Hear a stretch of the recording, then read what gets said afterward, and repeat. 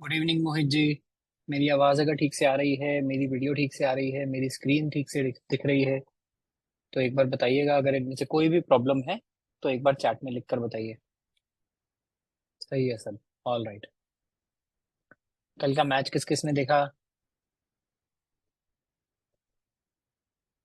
मैं तो एक्चुअली जाती सो गया था, बट मैंने सुबह उठ के स्कोर जरूर देखा। देख के खुशी तो होती है, देखो। जीत। मैंने सर प्रभात जी ने देखा है। देखिए, लाइव देखा होता तो अच्छा रहता। फाइनल जरूर देखूंगा। कब है फाइनल? कोई कोई बताएगा मुझे? मैंने चेक नहीं किया अभी। आज तो नहीं है। कल? अच्छा, कल है। बहुत अच्छी बात है। कल तो वैसे ही अपनी छुट्टी है, तो छुट्टी करने की भी जरूरत नहीं पड़ेगी।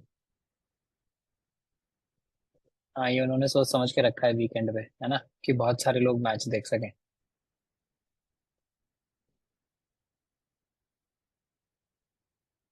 आदिबा जी भी दिख रही है क्लास में। आदिबा जी, समझ में आ रहा है जो अभी तक पढ़ाया गया है?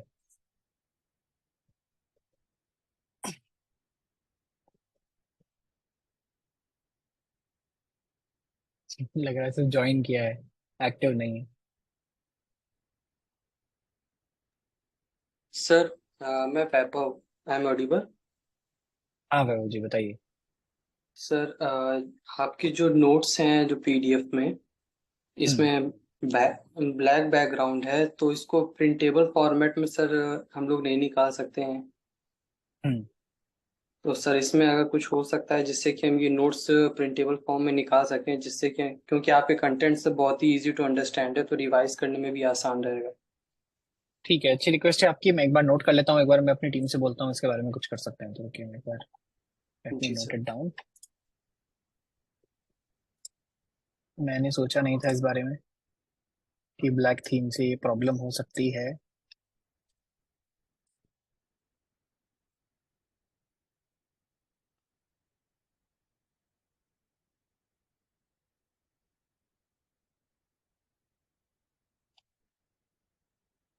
कि वैसे भी मैं थोड़ा, हाँ, नोट्स पे ना इमेजेस और वीडियो का इस्तेमाल थोड़ा ज़्यादा करता हूँ।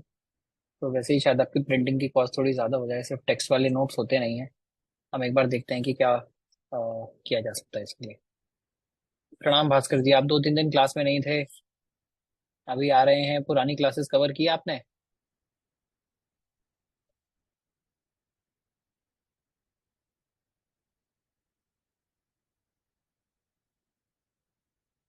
यस सर, कर ली। प्रोजेक्ट बाकी है। प्रोजेक्ट तो हमने कराया ही नहीं। अच्छा, वो प्रैक्टिस सेट की बात कर रहे होंगे शायद। Good evening. चलिए ठीक है। हमने 2-3 मिनट यहाँ पर खर्च कर दिए हैं लोगों के लिए वेट करते हुए। पर मुझे लगता है हमारे देश में थोड़ी सी आदत है ना, बेसिक चीज़ों में लेट होने की, क्लासेस में लेट होने की, फंक्शंस में लेट पहुंचने की। अभी कल्चर ही हो चुका है कि आप किसी के यहाँ टाइम पर पहुंच जाओ तो वो अचंभित हो जाता है कि अरे, आप तो टाइम पे आ गए। अब हम क्या करें?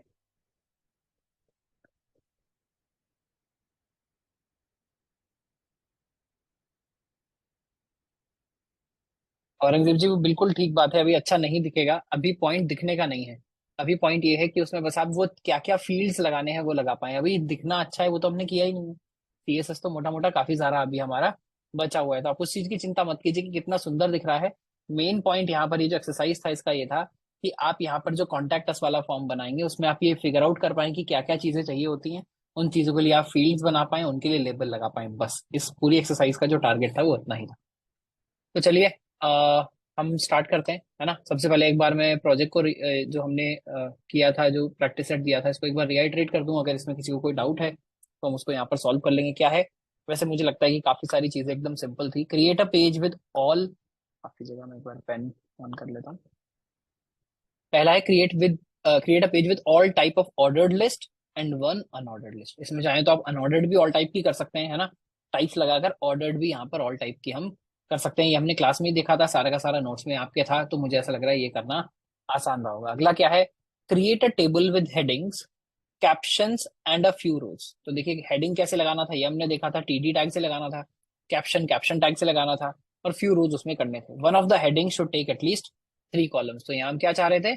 हम चाह रहे थे कॉलम स्पैन का यहाँ पर इस्तेमाल ठीक से किया जाए। नंबर 3 क्या है? Create a contact me form with relevant details for your resume website. यानी आगे चल के हम क्या बनाने वाले हैं? एक प्रोजेक्ट बनाने वाले हैं पोर्टफोलियो का। तो पोर्टफोलियो पर एक अच्छी बात क्या होती है, आपको एक कॉन्टैक्ट मी देना है। वैसे देखिए जनरली कोई आपको कॉन्टैक्ट नहीं करेगा, जनरली आप लोगों को कॉन्टैक्ट कर रहे होंगे, बट उसके बाद भी अगर कोई आपसे कॉन्टैक्ट करना चाहता है तो आप अपना ईमेल, फोन नंबर ये सब तो दे ही सकते हैं। उसके अलावा एक फॉर्म भी अगर बना दें कि किसी का कोई मैसेज है, वो मैसेज डायरेक्टली अगर आपको छोड़ दे तो और ज्यादा अच्छा रहता है। तो ये कॉन्टैक्ट मी बनाना था। इसमें मान लीजिए आप जो यूजर है उसका क्या क्या लेंगे, आप नाम लेंगे, मान लीजिए फोन नंबर लेंगे, ईमेल लेंगे, कोई एक छोटा सा मैसेज लेंगे। तो बस एक इस टाइप का हमको एक फॉर्म बनाना था जिसमें आप ये 3 4 5 फील्ड बना पाए और उनका इनपुट जो है वो यूजर से ले पाए। अभी ऑब्वियसली वो फंक्शनिंग नहीं होगा, अभी क्लिक करने पर कुछ नहीं होगा, वो सबमिट करने की कोशिश करेगा, पाथ कहाँ जाएगा वो कुछ नहीं पता हमको, बट एक बेसिक सा फॉर्म आप वहां पर बनाकर डाल पाए। बस इतना ही यहाँ हमारा मोटिव था। और लास्ट क्या है, use iframe to add a YouTube video to your page. ये तो हमने एग्जैक्टली क्लास के अंदर करके देखा था। कोई भी यूट्यूब वीडियो को एम्बेड कैसे करना है उसके लिए तुमको कोड भी नहीं लिखना है, यूट्यूब भी हमको कोड लिख के दे रहा है। इसमें से ऐसा कोई पॉइंट है जो किसी को लग रहा है कि नहीं हमको खुद करना है, ये हमसे हुआ नहीं, या हमने ट्राई किया था? वैसे मुझे लग रहा है अगर कल का क्लास अटेंड किया था तो ये आसानी से हो जाना चाहिए। चलिए एनीवे, हम ये भी मानकर चलेंगे अगर इसके बाद भी किसी को कोई डाउट आ रहा है, अगेन जैसे मैंने बताया बेस्ट तरीका है डाउट पूछने का, आप पोस्ट बनाकर पोर्टल पर डाल दीजिए, वहां से हम देख लेंगे, वहां पर जो भी डाउट होगा वो सॉल्व कर दिया जाएगा, इंडिविजुअल लेवल पे भी सॉल्व कर देंगे। अब हम कंटिन्यू करते हैं अपनी क्लास। देखिए कल हमने लास्ट चीज क्या पढ़ी थी, कल हमने लास्ट चीज पढ़ी थी टेक्स्ट ट्रांसफॉर्म प्रॉपर्टी, है ना। इसमें हमने देखा था अपर केस कैसे करना है, लोअर केस कैसे करना है, कैपिटलाइज कैसे करना है, या नन में बेसिकली क्या इफेक्ट होता है। ये हमने सेम जाके मिंत्रा की वेबसाइट पर भी जाकर देखा था कि एग्जैक्टली exactly कैसे ये यूज हो रहा है, और किस तरह से मिंत्रा भी अपनी जो मेन्यूज हैं उन सब में टेक्स्ट ट्रांसफॉर्म जो बेसिकली सीएसएस प्रॉपर्टी है इसका यूज कर रहा है। अब इसके बाद हम नेक्स्ट चीज क्या देखेंगे, नेक्स्ट चीज हम देखेंगे लाइन हाइट। अब देखिए लाइन हाइट का क्या मतलब है, हम एक फॉन्ट साइज पहले पढ़ चुके हैं ना, फॉन्ट साइज एक बार दोबारा रिविजिट करेंगे, बट फॉन्ट साइज हम पहले देख चुके हैं कि टेक्स्ट मेरा कितना बड़ा होगा। लाइन हाइट का क्या मतलब है, लाइन हाइट का मतलब है जैसे आपको याद होगा बचपन में जब एकदम छोटे हम स्कूल में हुआ करते थे तो क्या होता था, हर सब्जेक्ट की कॉपीज अलग होती थी। मैथ की कॉपी ऐसी होती थी जिसमें ऐसे ग्रिड लाइंस होती थी, है ना, जिसके अंदर आप अक्षर लिखते थे। जो इंग्लिश वाली होती थी उनमें से लाइनें खींची होती थी, इंग्लिश हिंदी की अलग टाइप की कॉपीज होती थी, रफ के लिए अलग कॉपी आती थी, है ना। और जैसे जैसे आप इंजीनियरिंग में चले गए तो तब तो लाइंस बेसिकली बिना रूल्ड कॉपीज आती थी, यानी सिर्फ ब्लैंक व्हाइट पेपर होते थे वही हम यूज करते थे।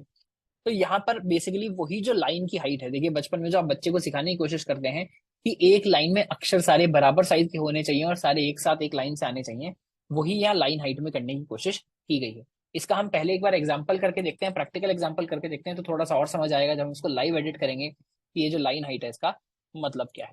देखिए एक्चुअली जो हमारा पुराने वाला एग्जाम्पल है इसी में यूज कर लेते हैं हम। ये है मेरा क्लास डिव माई टेक्स्ट, एक और यहाँ पर हम डिव बना लेते हैं, है ना। एक मान लीजिए है मेरा माई टेक्स्ट, इसका नाम मैं रख देता हूँ योर टेक्स्ट, है ना। तो यहाँ क्या हो गया, एक हो गया माई टेक्स्ट, एक हो गया योर टेक्स्ट। ये आया क्यों नहीं, इसको हम चला लेते हैं एक बार लाइव सर्वर के साथ, है ना। तो देखिए माई टेक्स्ट योर टेक्स्ट यहाँ पर आ गया है। अब हम क्या करेंगे, अब ये योर टेक्स्ट जो है इसके लिए भी हमको क्या डिफाइन करना है, इसके लिए भी हमको सीएसएस डिफाइन करना है। तो मैं यहाँ क्या करता हूँ, जहां माई टेक्स्ट डिफाइन किया है यहीं पर अब हम एक योर टेक्स्ट डिफाइन कर देते हैं। ये आईडी था या क्लास था, अच्छा क्लास हमने दिया है तो उसको हम दे देते हैं डॉट, है ना। डॉट से टारगेट करेंगे क्लास को, और अब इसके अंदर भी कुछ कुछ देना है। तो अब मैं यहाँ पर क्या करूंगा, देखिए थोड़ी देर के लिए जो अंडरलाइन हमने किया था, है ना, एक काम करते हैं हम नया वाला ही बना लेते हैं बाद में, और इसको हम देते हैं अपना br। पुराने वाले को एडिट नहीं करते वरना वो भी आपके नोट से चला जाएगा, br। ठीक है, अब हम देख रहे हैं बेसिकली ये वाला जो हमारा टेक्स्ट है, इसमें अब हम देखेंगे लाइन हाइट का क्या यूज है। तो मैं योर टेक्स्ट वाली जो क्लास है हमारी इसके अंदर आता हूँ और मैं यहाँ लाइन हाइट डिफाइन करने की कोशिश करता हूँ, बोलता हूँ लाइन हाइट आपकी होनी चाहिए मान लीजिए 20 पिक्सल्स। मैंने लाइन हाइट जैसी 20 पिक्सल डिफाइन की, हल्का सा टेक्स्ट में हल्का जो टेक्स्ट है वो बड़ा हुआ है, बट बहुत ज्यादा आपको फर्क अभी देखकर नहीं समझ आ रहा है। अब मैं क्या करता हूँ, इसको कर लेता हूँ इंस्पेक्ट। जो मैं कह रहा था कि जनरल प्रोसेस क्या होता है सॉफ्टवेयर डेवलपमेंट का, जो ये टूल्स हैं इनको भी थोड़ा बड़ा कर लेते हैं, कि आप पहले एक रैंडम वैल्यू डाल देते हैं लेफ्ट में, फिर आकर ब्राउजर में देख लेते हैं, यानी जो हमारे डीबग टूल्स हैं इसमें आकर हम अपनी फाइनल वैल्यू लगा देते हैं, उसके बाद जाके कोड में एडिट करते हैं। तो वही हम यहाँ पर करेंगे। हम यहाँ पर अभी लाइन हाइट 20 पिक्सल लगाकर आ गए, मुझे यहाँ दिख रहा है लाइन हाइट इज 20 पिक्सल।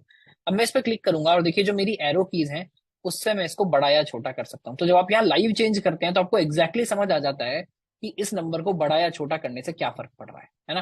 तो देखिए जब मैं लाइन हाइट बड़ी कर रहा हूँ तो कैसे दो लाइंस के जो बीच का गैप है वो ज्यादा बढ़ता जा रहा है, और कैसे मैं जब इसको कम कर रहा हूँ तो वो कम होता जा रहा है, यहाँ तक कि वो इतना भी कम हो रहा है कि लाइनें एक दूसरे के ऊपर चढ़ रही हैं। और अगर मैं फाइनली लाइन हाइट को 0 कर दूं तो देखिए क्या हो रहा है, लाइन हाइट को 0 करते ही सारी चीजें एक के ऊपर एक आ रही हैं, यानी अगली लाइन और पहली लाइन के बीच में कोई गैप है ही नहीं। जहां पहली लाइन लिखी उसी के ऊपर दूसरी लाइन लिख दी, उसी के ऊपर तीसरी लाइन लिख दी, है ना। तो ये आपको यहाँ डिफरेंस समझ आ रहा है, यानी एक बेसिक जितना हमारे फॉन्ट का साइज है प्लस थोड़ा सा गैप दो लाइन के बीच में, उतना तो लाइन हाइट होना ही चाहिए। उसके अलावा अगर आप इसको थोड़ा बड़ा छोटा करना चाहें तो आप स्पेसिफिकली कर सकते हैं। आपको जिस भी तरह का लुक चाहिए वो यहाँ आपको लाइन हाइट से मिल सकता है ना। तो हम यहाँ पर क्या करेंगे, मान लीजिए अभी हमको ये पसंद आ रहा है कि नहीं यार 21, या और थोड़ा सा इसको बढ़ा देते हैं, माफ कीजिएगा, और थोड़ा सा इसको बढ़ा देते हैं कि यार ये 25 वाला जो लुक है ये मुझे अपनी वेबसाइट के लिए ठीक लग रहा है। तो यहाँ 25 हो गया, अब यहाँ वापस आकर 25 सेट कर दीजिए। अब आप जब 25 सेट करेंगे और पेज रिफ्रेश होगा तो फाइनली वही वाला जो आपका आउटपुट है वो यहाँ पर बच जाएगा, है ना। तो लाइन हाइट का एक बार हमको मतलब क्या समझ आया, this adjust the amount of space above and below the inline elements. Readability क्या है के लिए, ये enhances text readability by preventing over crowding, यानी अगर कहीं पर आप कोई बहुत इंपॉर्टेंट टेक्स्ट लिख रहे हैं, हेडिंग्स लिख रहे हैं, या आपकी वेबसाइट का इंपॉर्टेंट काम है, वहां पे इसको और थोड़ा लाइन हाइट को बढ़ा सकते हैं ताकि चीजों के बीच में गैप थोड़ा ज्यादा हो, जो रीडेबिलिटी है वो काफी ज्यादा इंप्रूव हो जाए। और ये है मेनली किसके लिए, वर्टिकल स्पेसिंग के लिए। देखिए जो हॉरिजॉन्टल स्पेसिंग है वो आप टेक्स्ट के बीच में एडजस्ट नहीं कर सकते, वो तो आपको ज्यादा स्पेसेस ही देने पड़ेंगे अगर आपको देने हैं तो। पर यहाँ आप क्या कर सकते हैं, वर्टिकल स्पेसिंग एडजस्ट आप कर सकते हैं by controlling vertical spacing between the जो जो भी हमारा लाइन ऑफ टेक्स्ट है। तो एक तो हुआ ये लाइन हाइट।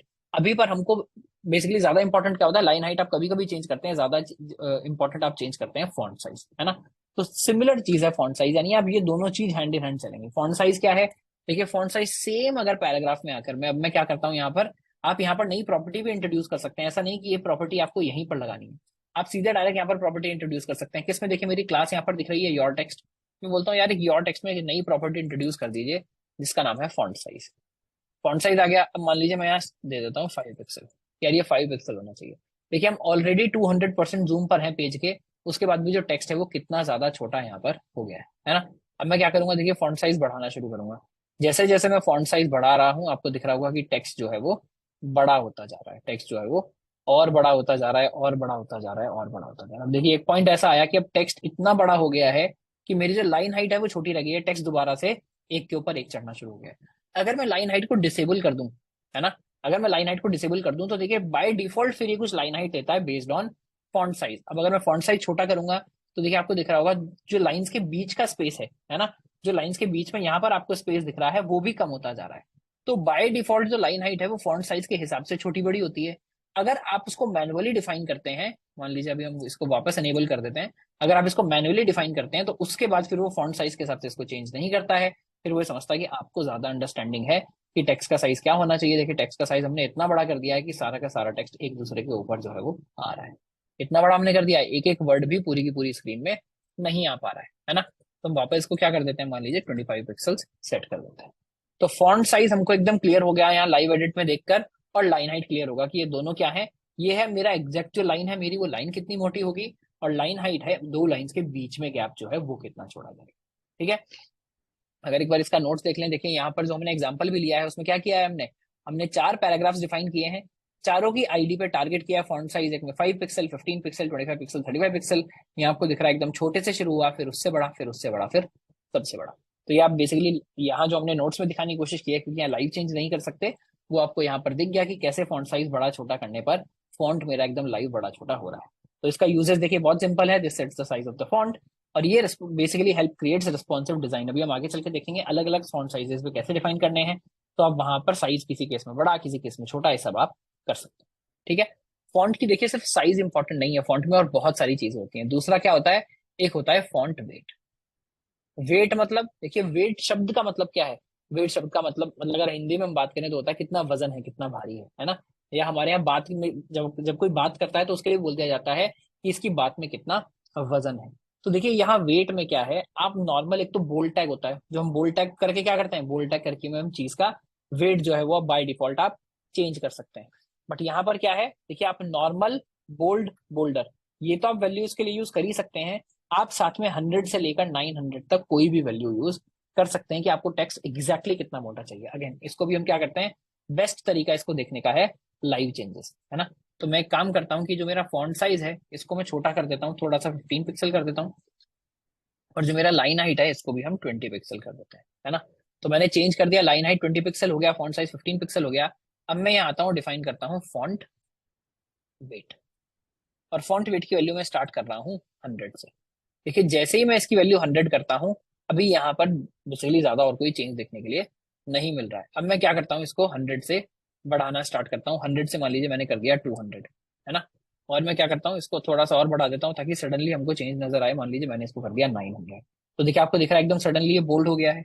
मैं 500 कर दूंगा तो कम दिख रहा है, 300 कर दूंगा तो कम दिख रहा है। बेसिकली कोई भी वैल्यू यहाँ पर फॉन्ट वेट की लगा सकते हैं, 100 से लेकर 900 तक। अगेन प्रैक्टिकली मैंने देखा है, आप जनरली इसमें क्या यूज कर रहे होते हैं, बोल्ड टैग यूज कर रहे होते हैं, क्योंकि या तो कोई चीज बोल्ड दिखानी है या नहीं दिखानी है। बीच वाली बहुत सारी जो यहाँ पर जो स्टेप्स हैं वो हमको यूज जनरली नहीं करनी होती है, नहीं दिखानी होती है। बट फिर भी यहाँ पर वैल्यूज क्या है, आप 900 में देखिए कितना जो थोड़ा फॉन्ट है वो फैट दिख रहा है, 600 में उससे कम वेट दिख रहा है, 400 में उससे कम दिख रहा है, 100 में उससे कम दिख रहा है। हालांकि अगर आप देखने में देखेंगे तो इन दोनों में बहुत ज्यादा फर्क हमको नजर नहीं आ रहा है, इन दोनों में बहुत ज्यादा फर्क हमको नजर नहीं आ रहा है, बट फर्क यहाँ पर है ना। तो this defines the thickness of the characters in a font, कि फॉन्ट तो वही रहेगा बट उसके अंदर ईच कैरेक्टर जो है, यानी जो मान लीजिए पेन का स्ट्रोक है, अगर आप वाटर कलर यूज कर रहे हैं तो ये मान लीजिए कितना मोटा आपका पेंट ब्रश होगा वो ये यहाँ पर डिफाइन कर रहा है। बहुत पतला ब्रश होगा तो जो चीजें हैं वो बहुत पतली पतली लिख के जाएंगी, अगर बहुत मोटा ब्रश होगा तो वो बहुत मोटी मोटी लिख के जाएंगी। यहाँ सिर्फ ये क्या कर रहा है, बोल्डनेस डिफाइन कर रहा है कि टेक्स्ट आपका कितना बोल्ड होगा। तो कहीं पर जब आपको किसी टेक्स्ट में एम्फेसिस देना हो, यानी पैराग्राफ है, एक दो अक्षर ऐसे हैं, एक दो वर्ड्स ऐसे हैं जिन पर आप एम्फेसिस देना चाहते हैं कि दूर से ही मेरे पैराग्राफ में कोई देखे तो वो एक दो वर्ड दिख जाए, तो वहां आप जनरली फॉन्ट वेट का इस्तेमाल करते हैं फॉन्ट वेट को बढ़ाने के लिए, है ना। देखिए टेक्स्ट की एक और प्रॉपर्टी है फॉन्ट की, पहले वो देख लेते हैं, उसके बाद फिर हम डाउट्स लेंगे अगर कोई डाउट है तो। उसका देखिए लास्ट तो हमारा है ही क्या, फॉन्ट स्टाइल जो हम यूज कर सकते हैं, जो हम नॉर्मल टेक्स्ट फॉर्मेटिंग में आपको कहीं पर भी मिलता है। कौन कौन से स्टाइल होते हैं, इटैलिक होता है, ऑब्लिक, नॉर्मल, है ना। तो यहाँ पर ये वैल्यूज हैं, आप और भी इसकी वैल्यूज यूज कर सकते हैं। क्या है, this controls the style of the font maintaining it's inclination, की जो टेक्स्ट है वो कितना बेसिकली टिल्टेड होगा, ये बेसिकली डिफाइन करता है इटैलिक, ऑब्लिक या जो आपका नॉर्मल है। तो यहाँ पर क्या है, वैल्यूज क्या है इसकी, common values are normal, italic, oblique, है ना। फॉर्मेटिंग क्या है, यूजफुल फॉर हाईलाइटिंग और डिस्टिंग्विशिंग। तो एक बार हम ये भी चला कर देखते हैं। मान लीजिए मैं यहाँ क्या करता हूँ, इसको फॉन्ट स्टाइल दे देता हूँ। अच्छा यहाँ मैंने जीरो छोड़ दिया इसको, मान लीजिए इसको दे देते हैं हम 700, है ना।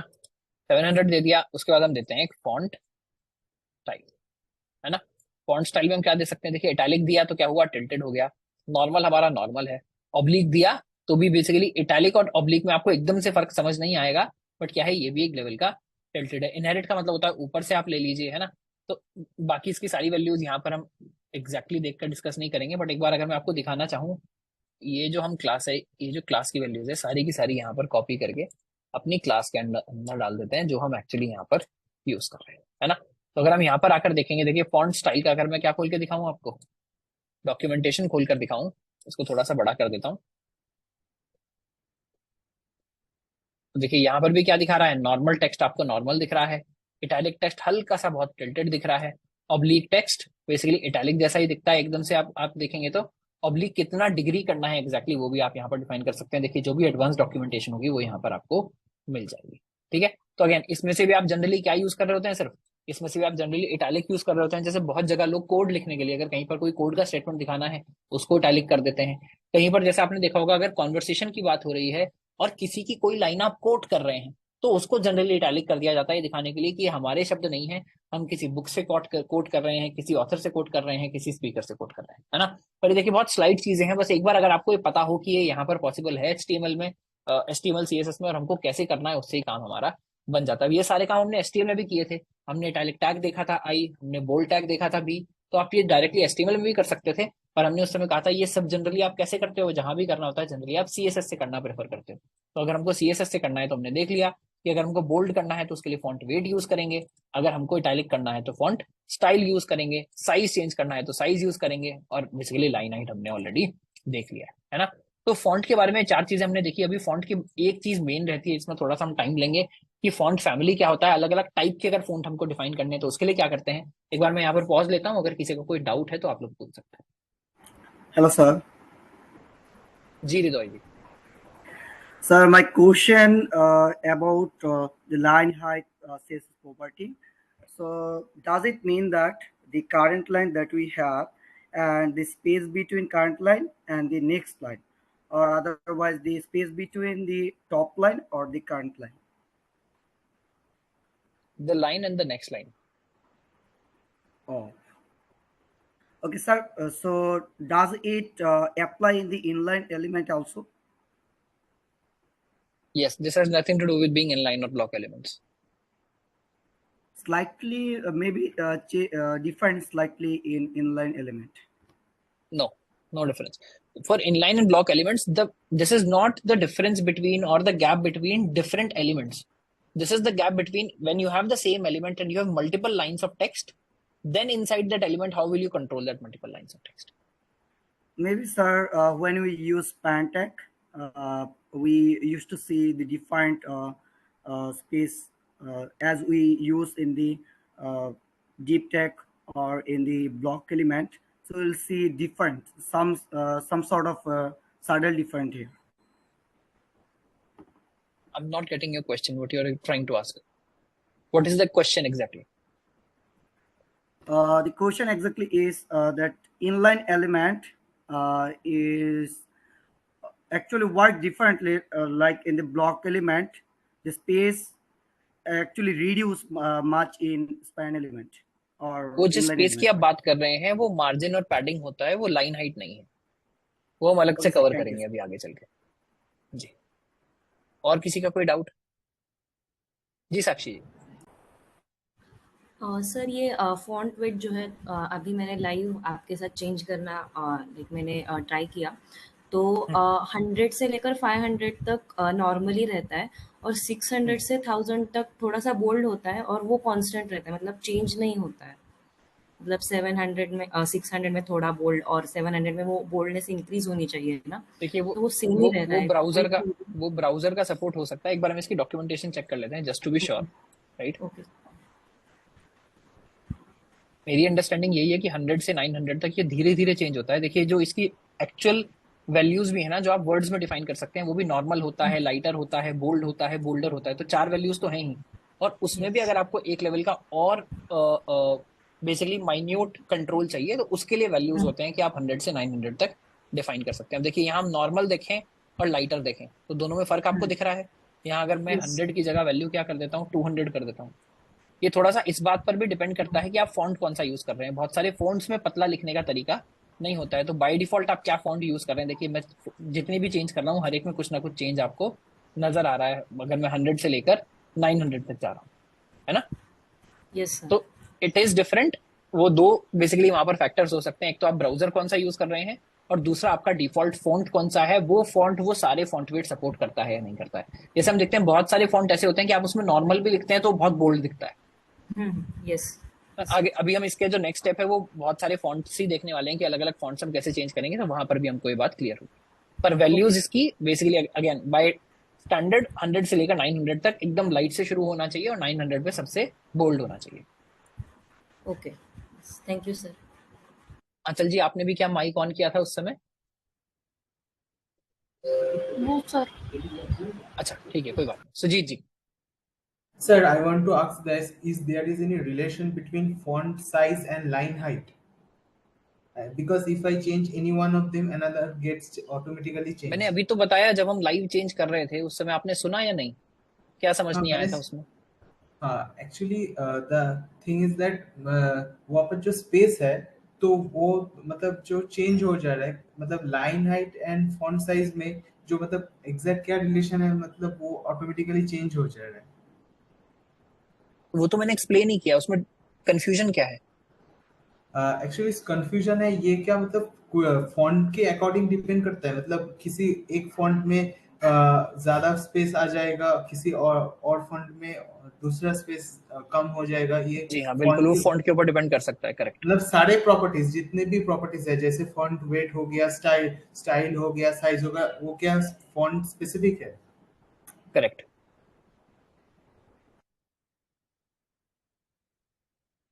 और किसी का कोई डाउट?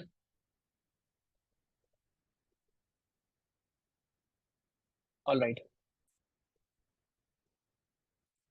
हम एक बार अब देखते हैं फॉन्ट फैमिली। ये फॉन्ट का हम लास्ट चीज देख रहे हैं, है ना। इसमें हम क्या देखेंगे कि हम अलग अलग फॉन्ट जो है वो कैसे डिफाइन कर सकते हैं और इसको फॉन्ट फैमिली क्यों बोला जाता है। ठीक है, अगर हम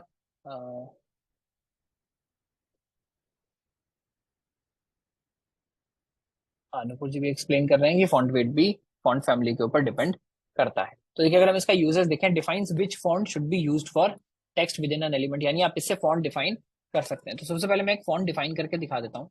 यानी अगर हम कोई भी टेक्स्ट लिख रहे थे, वापस हम आ जाते हैं अपने टेक्स्ट के ऊपर।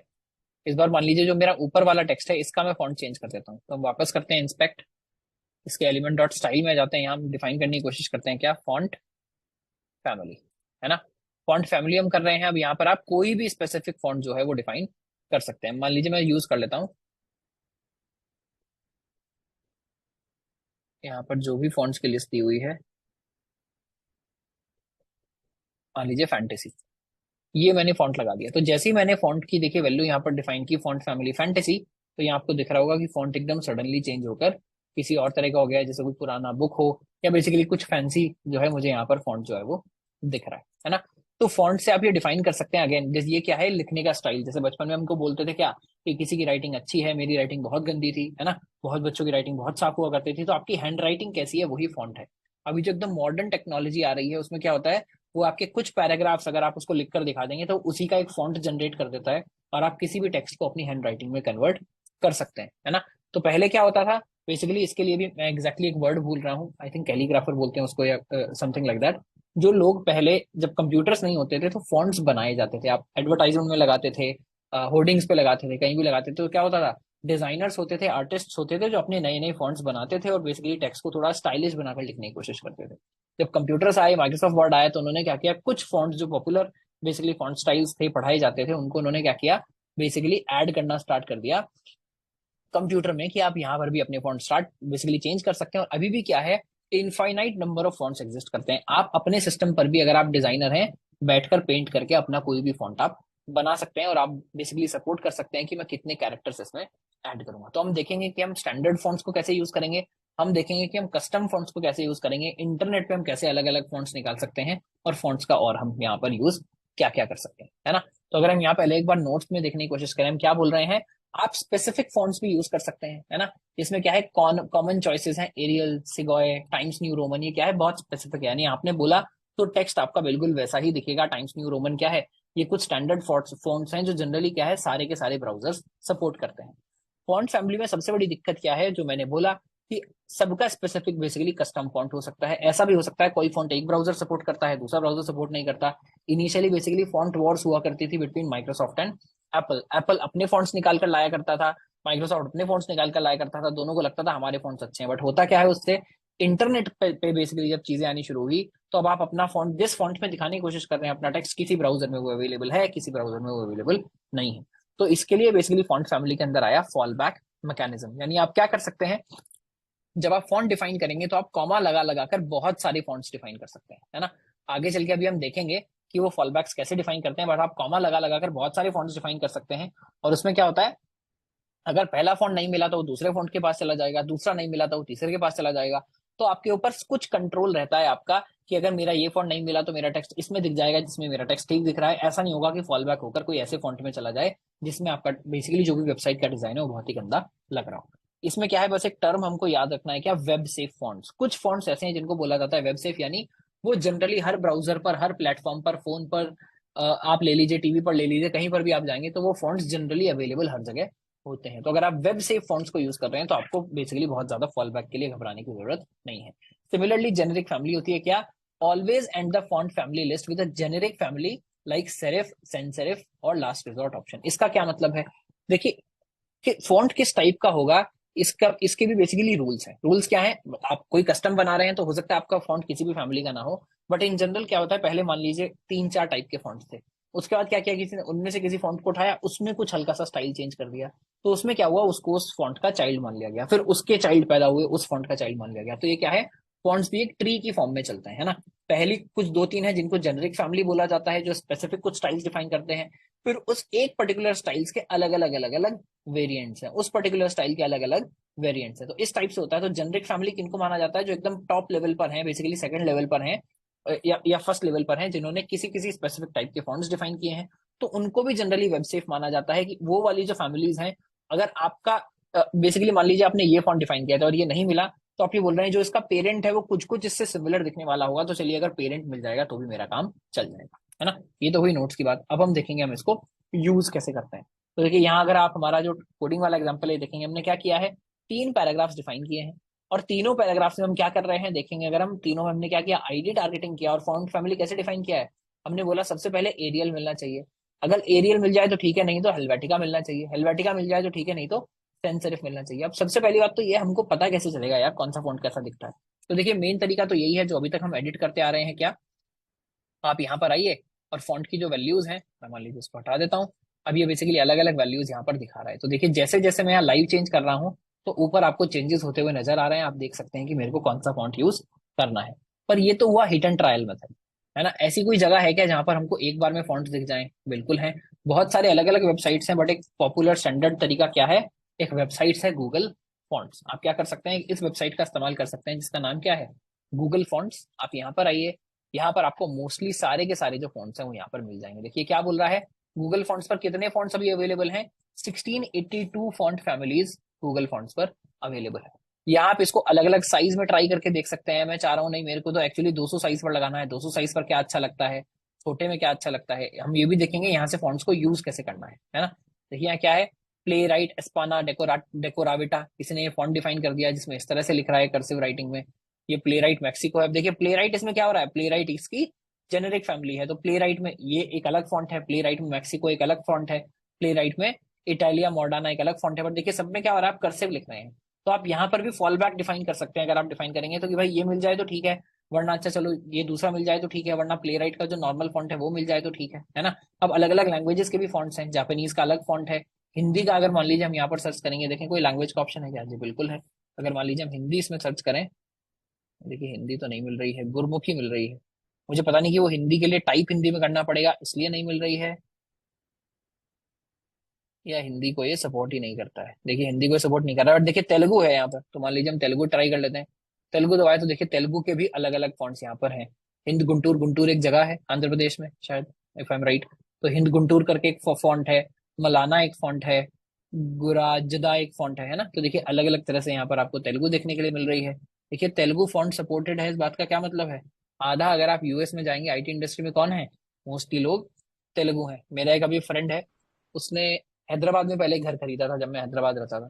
तो बोला था यार हैदराबाद में जब मैंने घर खरीदा तो मेरा जो सोसाइटी था बेसिकली जहाँ पर 4-5 फ्लैट्स थे, उनमें से एक और फैमिली थी जो तेलुगु फैमिली थी, बाकी कुछ नॉर्थ इंडियन फैमिलीज थी, कुछ लोग महाराष्ट्र से थे।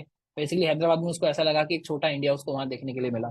अभी वो यूएस शिफ्ट हो गया है 2 साल पहले, वहां जाकर उसने भी एक घर खरीदा है। वो बोल रहा है जिस गली में मैंने घर खरीदा है 10 घर हैं, 8 लोग, 8 जो फैमिलीज हैं वो तेलुगु फैमिलीज हैं। तो बोल रहा है मेरे को यूएस सियाटल में घर खरीद के ऐसा लग रहा है जैसे मैंने हैदराबाद में घर खरीद लिया हो, है ना।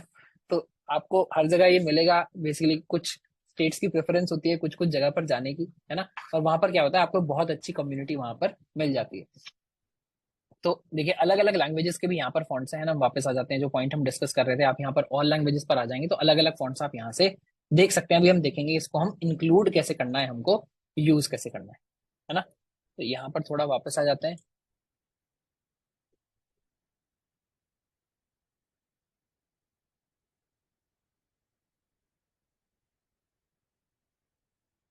अच्छा देवनागरी फॉन्ट ढूंढ लिया वेदोय जी ने, बहुत अच्छी बात है।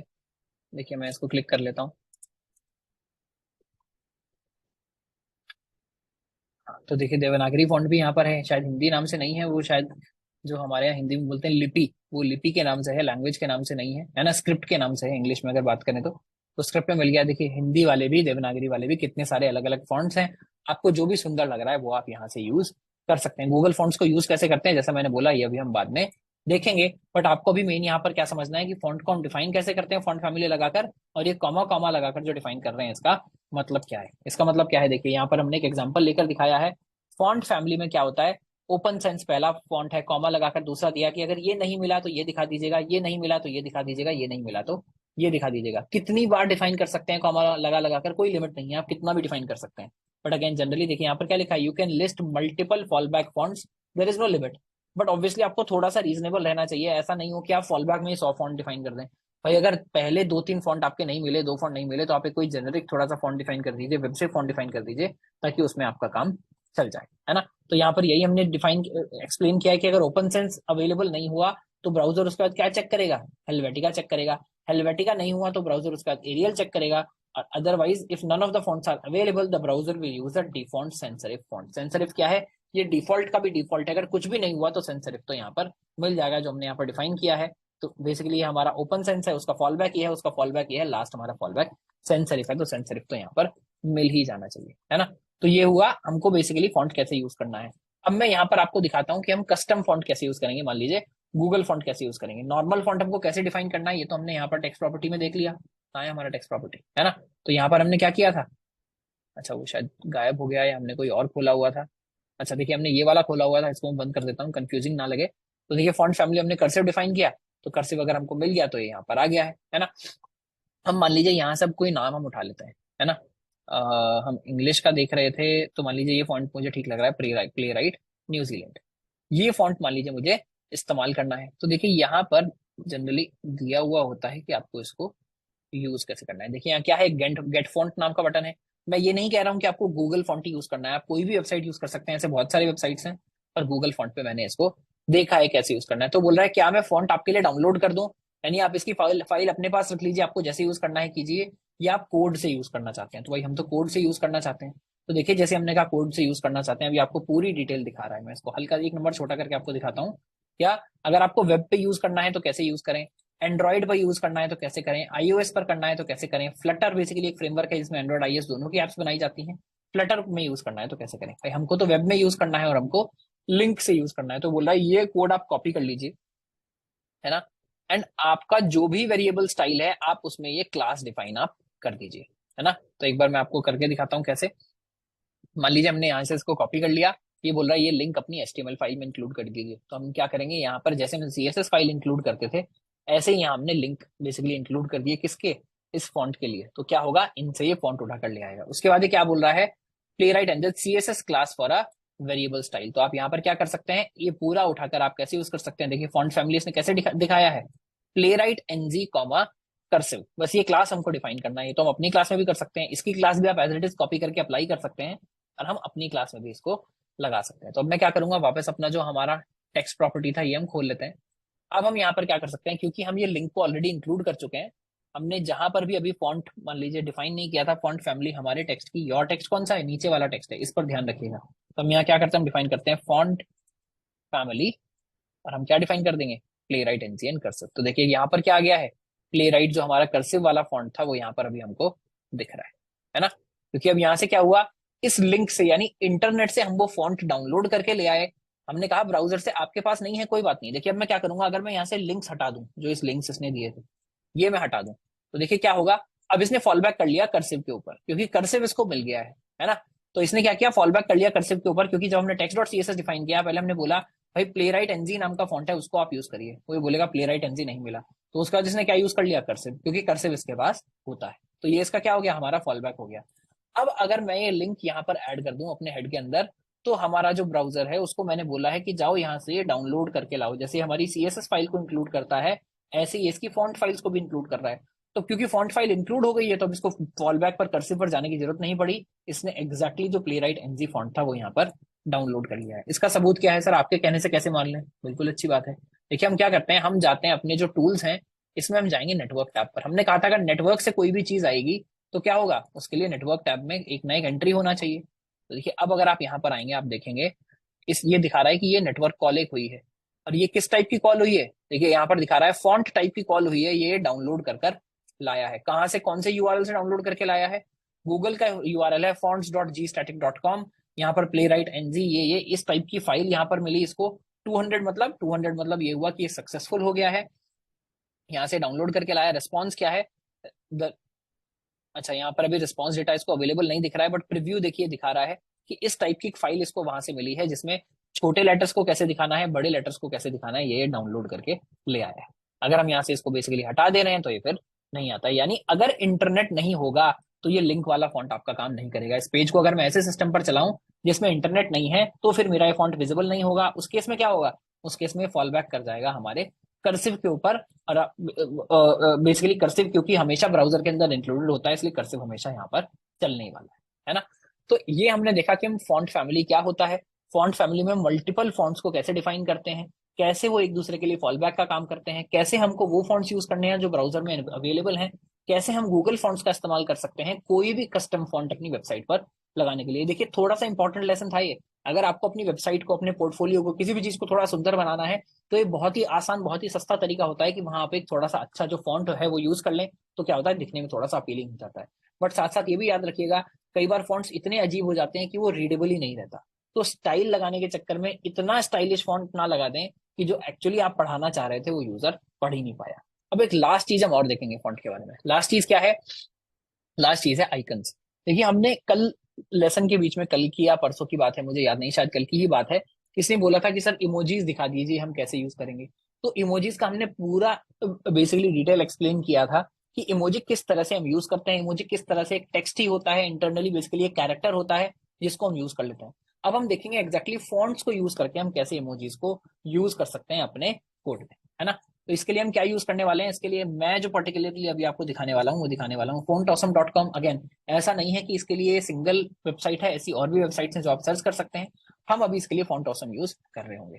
देखिए इसमें थोड़ा लॉगिन करने की पहले जरूरत पड़ती है, तो क्लास से पहले मैंने वो करके रख लिया है ताकि आपके सामने मुझे पूरा एक रजिस्ट्रेशन ना करना पड़े, लॉगिन ना करना पड़े, वो सब काम हम पहले से कर लेंगे। पर देखिए जब आप एक बार इस पर रजिस्ट्रेशन करके लॉगिन कर लेंगे, फ्री आप इस पर कर सकते हैं, है ना, कोई पैसा नहीं देना है कुछ। देखिए जहां भी प्रो लिखा हुआ है उस वाले आइकन के लिए आपको पैसा देने पड़ेंगे, तो वो आप यूज मत कीजिए। जो भी फ्री आइकन्स हैं वो हम यहाँ पर यूज कर लेंगे, ठीक है। तो मैं वापस अपने पेज पर आ जाता हूँ और इस पेज पर मान लीजिए हम यहाँ पर कुछ दिखाने की कोशिश कर रहे हैं, या एक काम करते हैं एक नया पेज हम स्टार्ट कर लेते हैं। इस पर काफी भीड़ हो गई है, समझने में थोड़ी सी मुश्किल होगी, तो मैं क्या कर रहा हूँ, यहीं पर एक फाइल बना लेते हैं अलग से। अच्छा ये स्टाइल्स है, बाहर आकर हम 9 के अंदर आकर एक फाइल बना लेते हैं, क्या, icons.html।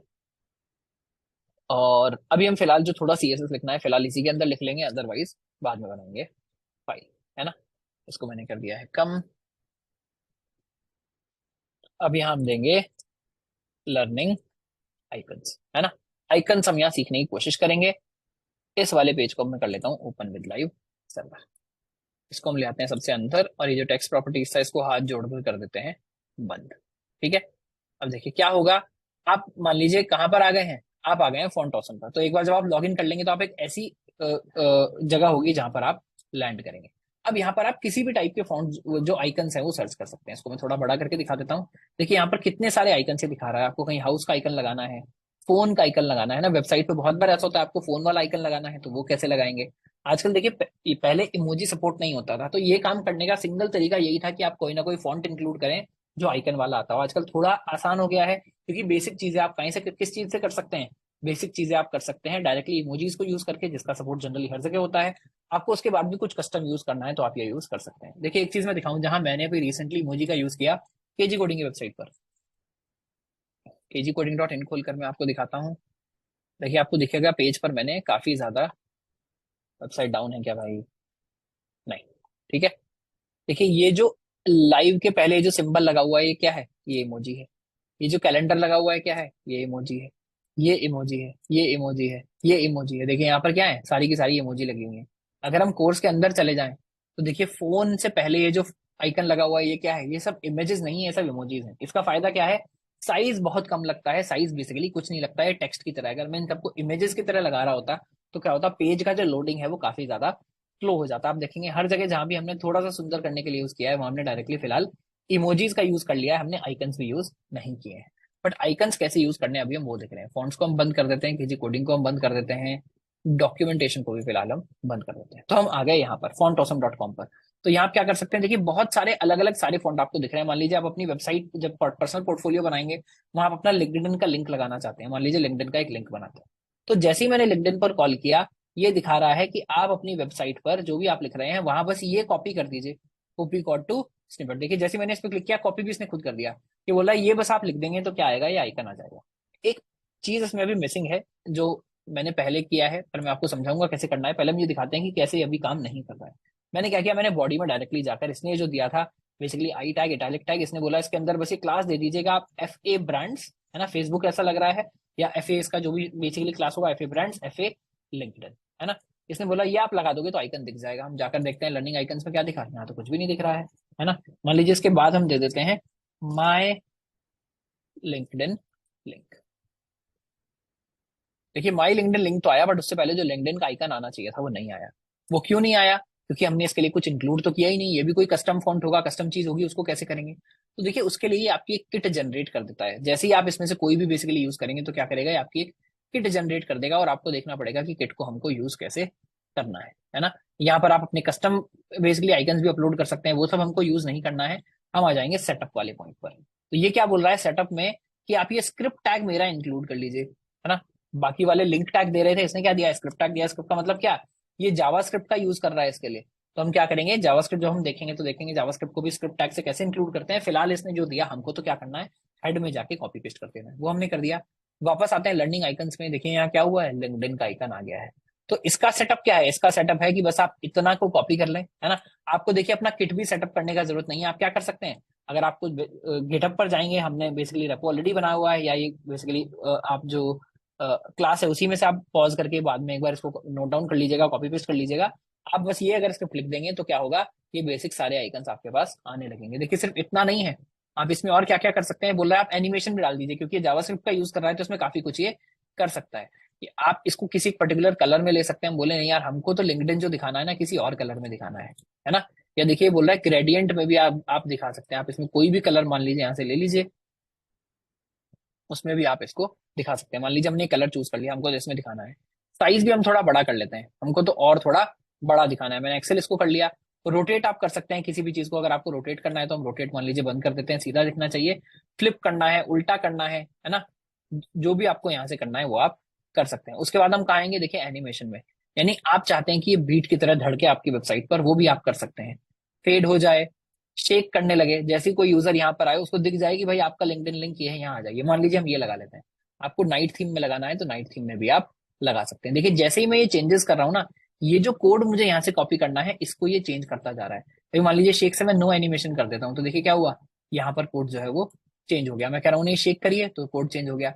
मैंने ल्यूमा बंद कर दिया, अभी आपको पूरा नहीं दिख रहा है तो भी यहाँ से क्या हो रहा है, कोड चेंज हो रहा है। इसको मैंने फिर से कॉपी किया, फिर से अपनी वेबसाइट में आकर, अपने पेज में आकर यहाँ मैंने इसको कर दिया, पहले ये चेंज कर देता हूं मैं। अब मैंने यहाँ इसको कर दिया क्या, कॉपी पेस्ट। जैसे ही मैंने कॉपी पेस्ट किया और ये एक बार रिफ्रेश हो गया, देखिए क्या हो रहा है, जो हमने एग्जैक्टली वहां पर सर्च किया था क्या, ये वाइब्रेट हो रहा है और लगातार इस तरह से दिख रहा है। तो हमारा एफर्ट क्या है, हमारा एफर्ट मिनिमल है। हम यहाँ से कोई भी आइकन उठाकर, कोई भी एनिमेशन चूज करके, कोई भी बैकग्राउंड कलर चूज करके डायरेक्टली यहाँ जो भी हमको कोड देगा फाइनली वो हम पेस्ट कर देंगे। ये कैसे चल रहा है, ये जब हम जावास्क्रिप्ट पढ़ेंगे तो हमको और अच्छे से समझ आएगा कि ये कैसे इसको वाइब्रेट करा पा रहा है। इन क्लासेस का इसने एक्जैक्टली क्या डिफाइन किया है, मान लीजिए हम आपको दिखा भी देते हैं। हम यहाँ अगर इंस्पेक्ट करके देखें, देखिए कोड तो अगेन सब पब्लिक है, तो जो इसने किया वो भी क्या होना चाहिए, सब कुछ विजिबल होना चाहिए। तो देखिए यहाँ पर क्या है, अगर हम इसको सेलेक्ट कर रहे हैं, यहाँ पर हम आते हैं, ये जो लिंक्डइन है इसको सेलेक्ट करते हैं, तो देखिए क्या दिख रहा है, कंटेंट दिख रहा है। इसने देखिए कोई यूनिकोड लिखा हुआ है, यूनिकोड मतलब जैसा मैंने कहा था ये भी क्या है, बैकग्राउंड में बस एक कैरेक्टर है। कलर इसने डिफाइन किया है, कलर अगर मैं हटा दूं तो देखिए वापस ब्लैक हो गया, जो उसने ऐड कराया था। फॉन्ट वेट इसने ऐड किया है इसके अंदर, है ना। अच्छा कलर मैंने शायद जैसे ही हटाया वो चला ही गया। देखिए फॉन्ट साइज इसने डिफाइन किया है 1.5 EM। ईएम क्या होता है ये अभी हम अगली क्लास में देखेंगे, मंडे की जो क्लास होगी उसमें हम देखेंगे कि पिक्सल के अलावा भी साइज आप कैसे डिफाइन कर सकते हैं। लाइन हाइट देखिए अभी हमने पढ़ा, इसने डिफाइन किया हुआ है। फॉन्ट फैमिली इसने डिफाइन किया हुआ है। फॉन्ट फैमिली क्या है, फॉन्ट ऑसम 6 ब्रांड, ये इसने अपनी कोई कस्टम फॉन्ट फैमिली डिफाइन की है जो स्क्रिप्ट की वजह से इंक्लूड हो गई है। उसके अलावा देखिए क्या फॉन्ट स्टाइल यूज कर रहा है, जो जो हमने बेसिकली भी काफी सारी चीजें पढ़ी हैं, सब ये पहले से बनाकर आपको दे रहा है, जो आपको इस्तेमाल कम करना पड़े, आप डायरेक्टली किसी भी चीज का आइकन उठाकर यहाँ यूज कर पाए। तो ये तो मान लीजिए लिंक्डइन का आइकन था, कोई और मुझे आइकन यूज करना है। और एक पॉपुलर चीज क्या है, मान लीजिए आप कहीं पर अपना कुछ कोड दिखाना चाह रहे हैं, कोड वाला आइकन है ना। इसको हम क्या करते हैं, नहीं स्पिन नहीं करते। मान लीजिए फ्लिपिंग होता रहे हमारा कोड वाला आइकन, तो आप क्या करेंगे, बस आपने फ्लिप ऐड किया, देखिए इस बार क्लियर दिख रहा है। अगर मैं नो एनिमेशन करूं तो यहाँ पर सिर्फ दो क्लासेस हैं, क्या, F A solid, F A code.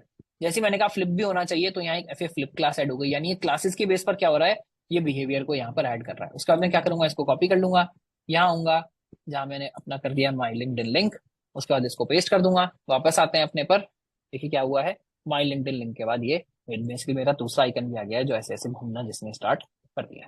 ठीक है, तो यहाँ आपने देख लिया कि फॉन्ट में भी हमने कैसे आइकन्स का यूज किया, कैसे हमने एक्सटर्नल फॉन्ट्स का यूज किया। यहाँ पे मैं एक बार पॉज लेता हूँ, अगर किसी का कोई डाउट है तो वो पूछ सकता हेलो सर। है। श्रीकांत जी, यस। सर जब हम कोई भी चेंजेस कर रहे थे वो वेबसाइट में जाके कुछ भी वेट वगैरह या कुछ कलर वगैरह चेंज किए तो वहाँ पे सर ऑटोमेटिक कोड भी चेंज हो रहा था। वो कोड कैसे हम्म सर ऑटोमेटिक चेंज हो रहा है? ये वो पर थोड़ा सर बाद की बात है कि एक एक पॉइंट पर क्लिक करके दूसरा पॉइंट कैसे चेंज हो रहा है। जब हम रिएक्ट तक पहुंचेंगे तो आप भी ऐसा वेबसाइट बना पाएंगे जहां हम किसी और चीज पर क्लिक कर रहे होंगे पूरी वेबसाइट में, और रिएक्ट आपका कोई और कंपोनेंट कर रहा होगा वेबसाइट पे। वो ऑटोमेटिक कोड भी लिख रहा था, ऑटोमेटिक हमें वहाँ पे लिखना नहीं पड़ रहा है। करेक्ट। वो तो कोई भी सर और एक फंक्शनैलिटी देखिए डेवलपर ऐड कर सकता है। हम भी जब रिएक्ट पढ़ लेंगे, अभी हमने स्टार्ट किया है, थोड़ा धैर्य रखिए। जब तक हम रिएक्ट तक पहुंचेंगे तो आप भी इस लेवल पर पहुंच जाएंगे कि आप इस टाइप का कोड लिख पाए। सर और एक रिक्वेस्ट है सर। हम्म। सर हम जो भी कुछ कोड लिख रहे हैं सर, कोई अगर कोड एडिटर में जाके चेंजेस करते हैं सर, हम जब इंस्पेक्ट में जाके से कुछ भी चेंजेस कर रहे हैं तो उसका टेक्स्ट ज़्यादा छोटा हो जाता है, तो दिखने में थोड़ा दिक्कत हो रहा है। अगर हो सके तो सिर्फ कोड एडिटर में अगर करते देखिए मैं तो तो जूम इंस्पेक्ट करके में ही कर रहा हूँ। ये इस समय नहीं दिख रहा है जो कोड एडिटर वाला कोड है? कर रहे सर, कभी कभी थोड़ा सा ज़्यादा छोटा लग रहा है तो दिखने में दिक्कत होती है। देखिए अगर कभी ऐसा हो रहा है कि कोई चीज ऐसी है मेरी स्क्रीन पर जो विजिबल नहीं हो रही है, तो प्लीज उसी समय बता दीजिए, है ना, ताकि मैं उस समय उसको और बड़ा करके आपको दिखा सकूं। ऐसे मुझे लगा डिस्टर्ब करना सही नहीं होगा, इसलिए नहीं बोला सर। चलिए कोई बात नहीं, अभी आपने बता दिया, मैं और थोड़ा ध्यान रखूंगा कि टेक्स्ट थोड़ा बड़ा रहे। इसके ठीक है अलावा सर, किसी ठीक का कोई डाउट? है। ये समझ आया क्या कि कैसे हमने एक्सटर्नल फॉन्ट्स को इंक्लूड किया? ये मैं यहाँ पर थोड़ा सा पॉज इसलिए ले रहा हूँ क्योंकि एक अच्छा पोर्शन है वेबसाइट्स में, जब आप थोड़ा भी इसको अच्छा बनाएंगे तो ये दोनों चीजें बहुत ज्यादा काम आती हैं। एक्सटर्नल बेसिकली थोड़ा एनिमेशन यहाँ पर हमने देखा कैसे हम यूज कर रहे हैं, अपना एनिमेशन कैसे बनाना है वो भी हम देखेंगे नेक्स्ट क्लास में। बट यहाँ पर ये आइकन्स को कैसे इंक्लूड करना है, एक्सटर्नल फॉन्ट्स को कैसे इंक्लूड करना है, ये आपको समझ आ जाना चाहिए। कमलजीत सिंह जी, आपने माइक ऑन किया हुआ है। जी जी जी सर, नमस्कार जी, आपको आवाज आ रही है? जी सर। जी सर, मैं ये पूछना चाहता हूँ, एक ना वो जो वर्जन रहता है ना, जैसे आपने आइकॉन जो लगाया है उसमें वर्जन की प्रॉब्लम आ जाती है, तो उसमें थोड़ा सा एक्सप्लेन कर दीजिए आप। मैं नहीं समझा आपका क्वेश्चन, आप एक बार जी प्लीज रिपीट करेंगे क्या? जी जी जी। जो आप एक बार आइकन वाले वेबसाइट पे जाओगे ना, उसमें टॉप जी। राइट साइड में ना वर्जन रहता है साथ में। कोई भी फॉन्ट सेलेक्ट करना उससे पहले इसे बंद कीजिए जरा।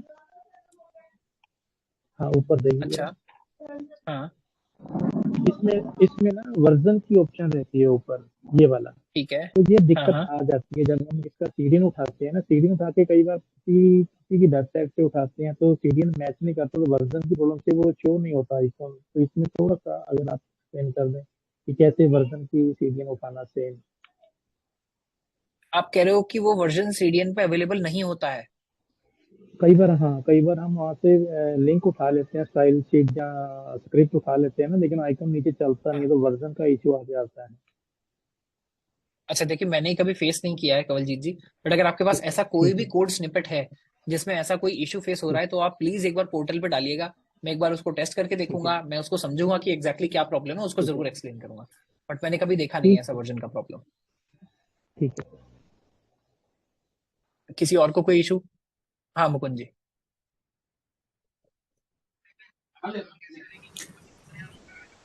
सर कल जब हम लोग सब सॉरी कल जब हम लोग इमोजी लगा रहे थे तो सर हमें वो ऐड नहीं करना पड़ रहा था, बट आज सर इसमें ऐड करना पड़ा है, तो सर इमोजी में ऐड नहीं करना पड़ता है, जैसे हम चलिए जी, आप स्क्रिप्ट एक लिख बार के अपना उसको माइक लिंक बंद कर करा लीजिए रहे प्लीज। हैं। हाँ अब बोलिए मुकुंद जी। सर कल जब हम लोग इमोजी लगा रहे थे तो सर हमें उसमें कोई भी स्क्रिप्ट जैसा कुछ या लिंक नहीं करना पड़ रहा था, बिल्कुल। तो सर क्या हम्म। इमोजी लगाने में नहीं करना पड़ता है? हाँ, इमोजी लगाने में मुकुंद जी नहीं करना पड़ता, इसलिए क्योंकि अगेन पिछले अगर आप 5-7 साल में देखेंगे ना, 5-7 ईयर्स में हुआ ये है कि इमोजीज का सपोर्ट सब ब्राउजर्स ने बढ़ चढ़ के अपने आप किया है। क्यों किया है? क्योंकि वो बेसिकली चैट एप्स की वजह से वो हर जगह यूज हो रहे हैं, बहुत ज्यादा लोग, एक स्टैंडर्ड सेट है इमोजीज का। देखिए इमोजीज में मैं अगर बोलूं मुझे फेसबुक का आइकन चाहिए तो नहीं मिलेगा, है ना। मैं बोलूं मुझे लिंक्डइन का आइकन चाहिए, मुझे कोई भी कस्टम आइकन चाहिए, नहीं मिलेगा। अब जैसे यहाँ पर देखिए कितने आइकन बोल रहा है ये फॉन्ट ऑसम बोल रहा है कि इसके पास 30,000 आइकन्स हैं जिनका आप यहाँ पर यूज कर सकते हैं। जब जब आप इमोजीज में देखेंगे तो वहां पर कुछ हंड्रेड्स आइकन्स होंगे, मान लीजिए 100 आइकन है, 150 आइकन है, जिनको सबने सपोर्ट कर दिया है बिना किसी भी एक्सटर्नल फाइल के। तो उनको आप डायरेक्टली यूज कर सकते हैं। बट अगर आप थोड़ा भी कस्टमाइजेशन चाहते हैं, यहाँ पर कंपनी वाइज आइकन्स चाहते हैं, देखिए क्या है, फेसबुक की प्रॉपर्टी है तो इन जनरल कोई आइकन ये रखेगा नहीं। बट यहाँ जब छोटे लेवल पर यूज होता है, इन जनरल यहाँ पब्लिक में यूज होता है, तो कोई इसके बारे में बेसिकली आवाज नहीं उठाता है। दूसरा क्या है, यहाँ पर आप प्रो बेसिकली पेड आइकन्स का भी यहाँ पर सपोर्ट होता है। जो आइकन बना रहे हैं वो भी थोड़ा सा पैसा कमा सकते हैं अगर आप उनका आइकन यूज कर रहे हैं तो। एक बहुत छोटा सेट है, उसने उसे सबने डिफाइन कर दिया है, बिल्कुल फॉन्ट की तरह ही है। यानी 5-10 फॉन्ट्स हैं जो सब ब्राउजर डिफाइन करते हैं, वो आप बिल्कुल बिना डाउनलोड के इस्तेमाल कर सकते हैं, है ना। जैसे हम नॉर्मल टाइम्स न्यू रोमन एक मान लीजिए कॉमन फॉन्ट है, वो आप इस्तेमाल करेंगे तो उसके लिए आपको कोई डाउनलोड लगाने की जरूरत नहीं है, कोई लिंक लगाने की जरूरत नहीं है। बट आप थोड़ा भी कस्टम पे जाएंगे तो आपको उसके लिए लिंक लगाना पड़ेगा, क्योंकि वो ब्राउजर पर बाय डिफॉल्ट नहीं मिलता। ब्राउजर ही बोलेगा भाई आप इसको यूज करना चाहते हैं तो इसका जो टैक्स है ये भी आपका पेज भरेगा, यानी इसके लिए जो लोड करना है वो भी आपके पेज पर होगा। अच्छा सर ये पहले डाउनलोड होता है या लाइव डायरेक्ट वहां से ये सर्वर से उठाता है इमोजी या सॉरी ये आइकन? नहीं, पहले डाउनलोड होता है, एक छोटा सेट आपके पेज पर डाउनलोड हो जाता है, अभी हमने जैसे दिखाया ना फॉन्ट के लिए भी करके, तो वो आइकन जो है वो डाउनलोड हो जाएगा और उसके बाद बेसिकली वहां पर अब आप वो यूज कर रहा होगा। तो बिल्कुल वो एक आइकन डाउनलोड नहीं होगा, उसकी भी एक पूरी फैमिली यहाँ पर डाउनलोड हो गई है। Okay sir, thank you sir अगर हम चाहते हैं मतलब वो जो फॉन्ट का जो फैमिली है वो मैनुअली अगर मैं डाउनलोड करके फिर उसको टैग के साथ यूज कर सकता हूँ? हाँ जी बिल्कुल कर सकते हैं। सर थोड़ा दिखा सकते हैं कैसे वो हो सकता है, मतलब अपने नहीं देखिए, वो अभी मैं इस क्लास में कवर नहीं करूंगा, थोड़ा सा आउट ऑफ स्कोप है, आप एक बार उसको ट्राई करिए, अदरवाइज अगेन पोर्टल पे क्वेश्चन डालिएगा, मैं सॉल्व करूंगा। मैं क्लास में बहुत बार बार बोलता हूँ बट 1-2 क्वेश्चंस के अलावा वहाँ क्वेश्चंस आ नहीं रहे हैं, तो मुझे ऐसा लगता है डाउट सॉल्व तो कराना चाह रहे हैं आप, बट उसके लिए मेहनत नहीं करना चाह रहे हैं थोड़ी भी। अब देखिए, जैसे मैं एक एग्जांपल देता हूँ, हमारी क्लास में एक बेसिकली मेंबर है नुपुर जी करके, है ना। उनको एक डाउट था, उन्होंने 1-1.5 पेज में वो एक्सप्लेन करके पूरा लिख कर भेजा। उससे ये बात बेसिक बात भी क्लियर हो जाती है कि सामने वाला कितना सीरियस है उस डाउट को लेकर। पहले आप सोचेंगे, उसके बाद उसको लिखेंगे, 2 बार आप उसको करेक्ट करेंगे। आधी बार तो जब आप ये कोशिश करेंगे ना कि मैं अपना डाउट लिखने की कोशिश करूं, डाउट को एक बार ट्राई करने की कोशिश करूं, तो आधे डाउट अपने आप सॉल्व हो जाएंगे। आप सीखेंगे आपको सीखना कैसे है ना, सिर्फ पूछेंगे नहीं। इसलिए जो भी एक्स्ट्रा डाउट है वो आप एक बार ट्राई करेंगे, मुझे कोड दिखाएंगे कि सर मैंने ये ट्राई किया, मैंने थोड़ा सर्चिंग किया कैसे करते हैं, मैंने ये ट्राई किया, अभी नहीं चल रहा है, आप एक्सप्लेन कर दीजिए। मैं पर्सनली आपको 1-to-1 वीडियो कॉल पर लेकर एक्सप्लेन करूंगा।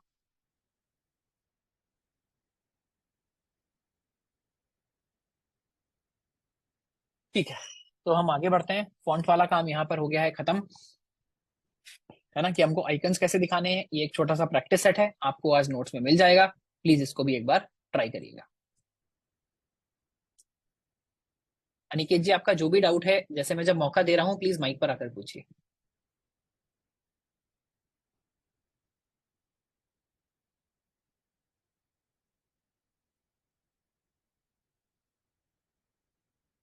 चलिए हम Hello, बॉक्स sir. मॉडल शुरू करते हैं। जी हृदय जी। Hello. Can you please cover how can we use font through CSS?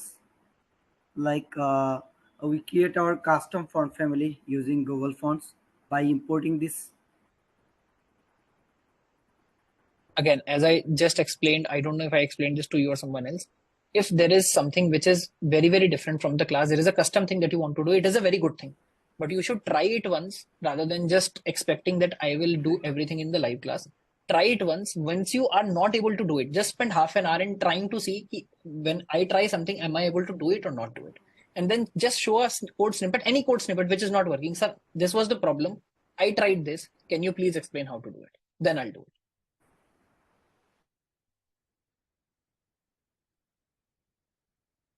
ठीक है हृदय जी।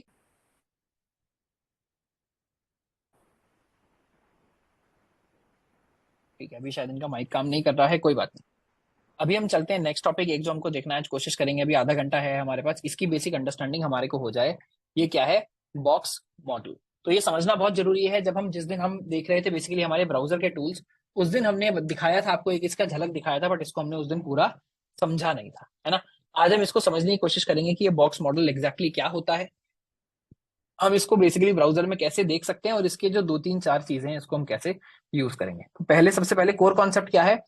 Central concept in CSS that outlines the design and layout of elements on the web page. यानी ये सबसे इंपॉर्टेंट अगर एक कॉन्सेप्ट आपको सीएसएस का समझना है। ये किस लिए अब हम आ रहे हैं? देखिए, अभी तो हम देख रहे थे बेसिक टेक्स्ट को, बेसिक चीजों को सुंदर कैसे करना है, कलर कैसे लगाना है, लाइन हाइट कैसे चेंज करनी है, ये सब। अब हम बेसिक किस चीज पर आएंगे? हम बेसिक चीज पर आएंगे कि हमको सीएसएस में चीजों की पोजीशन कैसे ऐड करनी है, यानी पेज पर कौन सी चीज कहाँ दिखेगी, किन चीजों के बीच में आपस में कितना गैप होगा, ये सब हम डिफाइन करेंगे बॉक्स मॉडल यूज करके, और इसके आगे जो फर्दर कॉन्सेप्ट होंगे उनको यूज करके। तो एक और कॉन्सेप्ट है सीएसएस का, जिससे basically basic design, basic layout आप पेज का तय करते हैं। इसमें मेन कंपोनेंट्स क्या क्या हैं? 4 चीजें इसकी कंपोनेंट हैं: मार्जिन, बॉर्डर, पैडिंग और जो आपका मेन कंटेंट है वो कंटेंट है ना। तो इन चारों को हम समझेंगे कि इन चारों का मतलब क्या है।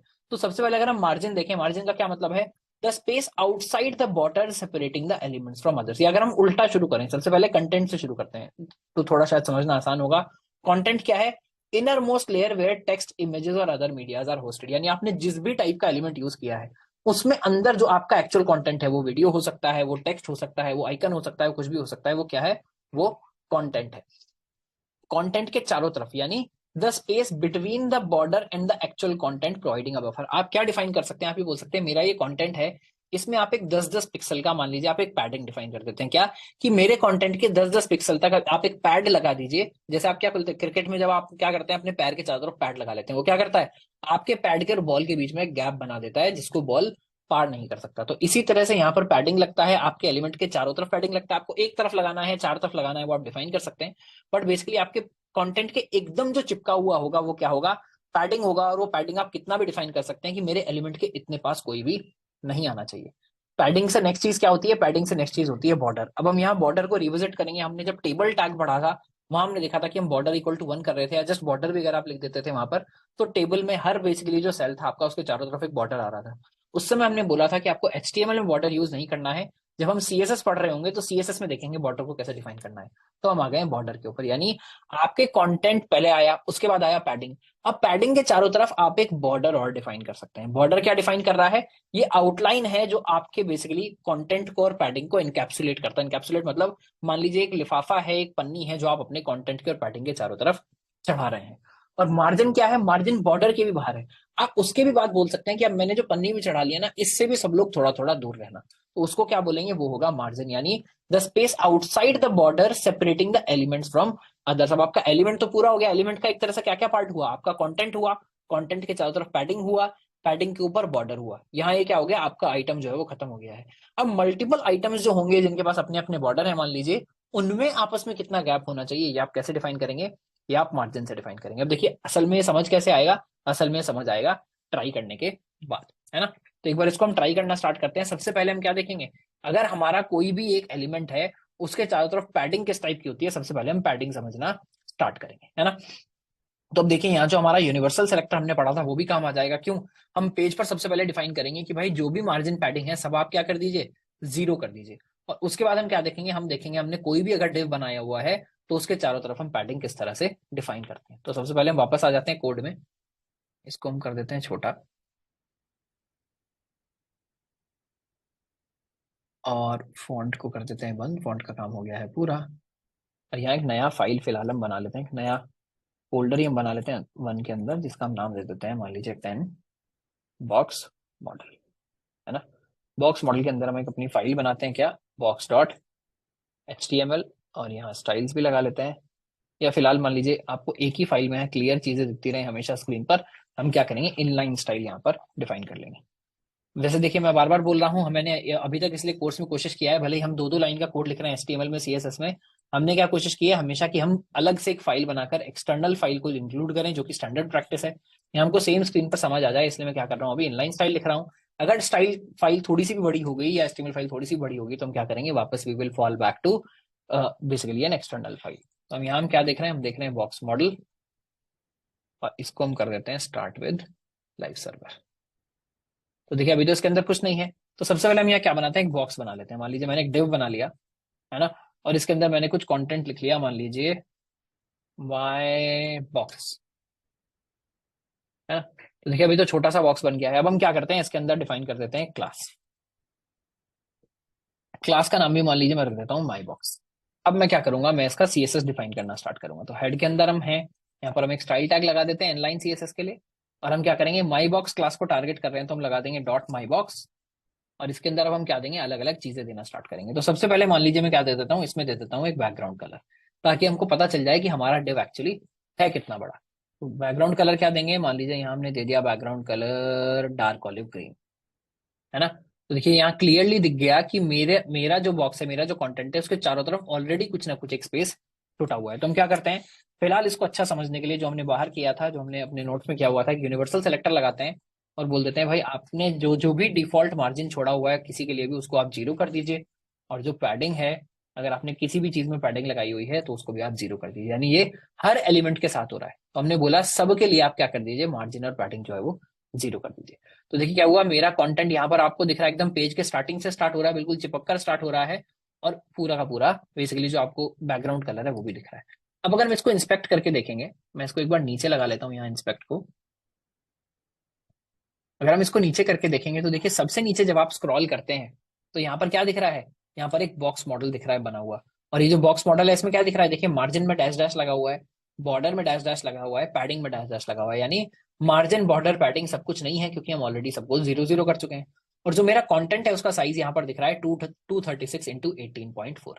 तो मैं सबसे पहले यहीं से स्टार्ट करता हूँ। हम पहले अपनी हाइट और विड्थ डिफाइन करते हैं। मान लीजिए मैंने हाइट डिफाइन कर दी इसकी 50 पिक्सल्स, है ना। तो हाइट मैंने इसकी डिफाइन की 50 पिक्सल, देखिए बड़ा हो गया, और थोड़ा सा छोटा कर देते हैं। मान लीजिए 30 पिक्सल्स मैंने इसकी हाइट डिफाइन कर दी, और विड्थ मैं इसकी डिफाइन कर देता हूँ कितनी, मान लीजिए 60 पिक्सल्स। अब मैंने इसकी विड्थ भी डिफाइन कर दी। तो देखिए क्या हुआ, मेरा बॉक्स जो है फिलहाल वो थोड़ा सा छोटा हो गया है ना। अब अगर मैं नीचे आकर देखूंगा तो देखिए क्या है, मार्जिन बॉर्डर पैडिंग दिख रहे हैं, बट ये जो नंबर दिख रहा है इसके अंदर जो कंटेंट है सबसे अंदर वो दिख रहा है 16:30, है ना। इसको आपको देखने की आदत डाल लेनी है अच्छे से। ये जो बॉक्स है, कभी भी आप किसी भी चीज का सीएसएस इन्वेस्टिगेट कर रहे होंगे, इंस्पेक्ट कर रहे होंगे, सबसे पहले आप इस बॉक्स मॉडल पर आएंगे और तीनों चीजें आप देखकर समझ जाएंगे, चारों चीजें, कि कितना मार्जिन है, कितना बॉर्डर है, कितना पैडिंग है, और कितना यहाँ पर जो कंटेंट है वो है। तो हमने देख लिया हाइट विड्थ डिफाइन करके, हमको कंटेंट कैसे डिफाइन करना है, 16:30 यहाँ पर दिख रहा है। इसका सबसे पहले क्या डिफाइन करेंगे, जिस पैडिंग की हमने बात की, मान लीजिए मैं डिफाइन कर देता हूँ पैडिंग, मैंने बोल दिया 5 पिक्सल्स की आप एक पैडिंग डिफाइन कर दीजिए।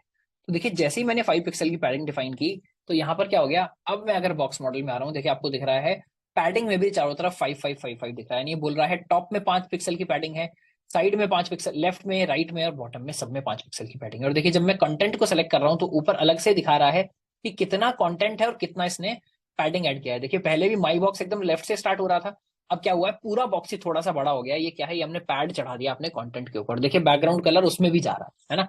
तो पैडिंग में भी चला गया, तो क्या हुआ, आपके एकदम जो कंटेंट एकदम अगर कहीं पर एकदम स्टार्टिंग से स्टार्ट होता है तो थोड़ा पेज में भी अजीब लगता है। जैसे आप देखते होंगे ना, अगर हम लेटर भी लिखते हैं, वर्ड में लिखते हैं, तो क्या करते हैं, वहां पूरे पेज में चारों तरफ मार्जिन या कुछ पैडिंग वहां पर छोड़ते हैं। तो यहाँ पैडिंग आपने देख लिया कैसे हमने डिफाइन किया, कैसे चारों तरफ ये ऐड हो गया है। अभी अगर मैं इसको यहाँ आपको रन टाइम पर हटाकर दिखाऊं, पैडिंग देखिए हम जैसे ही हटा रहे हैं तो बॉक्स छोटा हो गया और कोने में पहुंच गया। पैडिंग हमने जैसे ही ऐड किया, यानी पैडिंग क्या कर रहा है, साइज को बड़ा कर रहा है। तो पैडिंग से साइज बड़ा हो गया। जो ओरिजिनल साइज था, जो हम बॉक्स का साइज चाह रहे थे कि 60:30 हो, बॉक्स का साइज अब 16:30 नहीं है। अगर मैं हाइट देखूंगा तो कितनी हो गई है, 30, 5 ऊपर और 5 नीचे, 40 हो गई है। और अगर मैं बेसिकली विड्थ देखूंगा तो कितनी हो गई है, 60 पहले से हमने डिफाइन की थी कंटेंट की, और 5 दोनों तरफ ऐड हो गई है, तो 70 हो गई है ना। तो बॉक्स एक्चुअली कितने का हो गया, 70x40 का हो गया। पैडिंग आप सिर्फ इस तरह से डिफाइन नहीं कर सकते। अगर आप स्पेसिफिकली कोई पैडिंग डिफाइन करना चाहते हैं तो आप पैडिंग ऐसे भी बोल सकते हैं, पैडिंग हाइफन, अब देखिए यहाँ पर अलग अलग दिखा रहा है क्या, टॉप, बॉटम, राइट, लेफ्ट। तो मैं क्या करता हूँ, मान लीजिए पैडिंग लेफ्ट डिफाइन कर देता हूँ 10 पिक्सल, कि मेरे को लेफ्ट में 10 पिक्सल चाहिए। अब देखिए जब मैं दोबारा आकर बॉक्स देख रहा हूँ तो दिखा रहा है बाकी सब जगह 5 है, क्योंकि आपने 5 डिफाइन किया है ओवरऑल पैडिंग, बट आपने लेफ्ट पैडिंग 10 डिफाइन किया है तो ये 10 हो गया, है ना। इसी तरह से आप लेफ्ट राइट सारी पैडिंग डिफाइन कर सकते हैं। आप अगर एक ही बार में डिफाइन करना चाहें, जैसे हम बैकग्राउंड का शॉर्ट हैंड देख रहे थे, यहाँ भी आप शॉर्ट हैंड क्या कर सकते हैं, एक ही बार में आप डिफाइन कर सकते हैं 5 पिक्सल। मान लीजिए मैं दूसरी डिफाइन कर देता हूँ 10 पिक्सल, अगली डिफाइन कर देता हूँ 15 पिक्सल, अगली डिफाइन कर देता हूँ 20 पिक्सल। स्पेसेस हमने यहाँ पर लगाए हैं। मैं वापस आकर नीचे देखूंगा, देखिए अब क्या दिखा रहा है, टॉप इसने सेट की है 5, यानी टॉप से शुरू होता है, क्लॉकवाइज चलता है। तो टॉप इसने सेट की 5, राइट इसने सेट की 10, बॉटम इसने सेट की 15 और 20 इसने सेट की लेफ्ट के लिए। तो अगर मैं एक ही लाइन में डिफाइन करना चाहूँ तो 5, 10, 15, 20 कर सकता हूँ। अगर मैं सिर्फ 2 को डिफाइन करता हूँ, यानी मैंने 5 और 10 डिफाइन किया, तो देखिए क्या होगा। अब अगर मैं नीचे आके देख रहा हूं, इसने टॉप और बॉटम को 5 दे दिया और लेफ्ट और राइट को 10 दे दिया। यानी पहला जो आप लिखेंगे, अगर आपने सिर्फ 2 ही वैल्यूज दिए हैं तो ये मान लेगा कि वो टॉप और बॉटम वाले वैल्यूज हैं, और आपने जो सेकंड वाला वैल्यू है वो लेफ्ट और राइट वाला वैल्यू है। तो अगर आप पैडिंग इस तरह से डिफाइन कर रहे हैं कि ऊपर नीचे आपने कुछ अलग स्पेस छोड़ा है, दोनों साइडों में कुछ अलग पैडिंग स्पेस नहीं छोड़ा है, वो मार्जिन हम डिफाइन करेंगे। पैडिंग आप डिफाइन कर रहे हैं तो आप इस तरह से कर सकते हैं। चारों अलग अलग करना चाहें चारों अलग अलग कर सकते हैं, सिर्फ एक करना चाहें सिर्फ एक कर सकते हैं, सबके लिए सेम करना चाहें तो सबके लिए सेम कर सकते हैं। तो हमने बेसिकली 3-4 तरीके देख लिए पैडिंग डिफाइन करने के, है ना। तो यहाँ पर पैडिंग का क्या मतलब है, डिफाइंस, अगेन मैं रिपीट कर रहा हूँ, space between content of an element and its border. तो ये क्या है, जब भी हमने देखा ये हमारा कंटेंट है, कंटेंट के चारों तरफ जो सबसे पहला चिपका हुआ पार्ट है वो क्या है, पैडिंग है। पैडिंग के एकदम इमीडिएटली बाद क्या आ रहा है, पैडिंग के इमीडिएटली बाद आ रहा है बॉर्डर। तो एक बार इसके बाद बॉर्डर देखते हैं कि बॉर्डर क्या है। अच्छा, हमने मार्जिन को पहले डिफाइन किया है क्योंकि बॉर्डर में क्या है, बॉर्डर में बहुत सारी चीजें हैं देखने के लिए। बॉर्डर बहुत स्टाइलिश आप दिखा सकते हैं, रेडियस वगैरह दिखा सकते हैं, तो बॉर्डर को थोड़ा डीप में देखेंगे।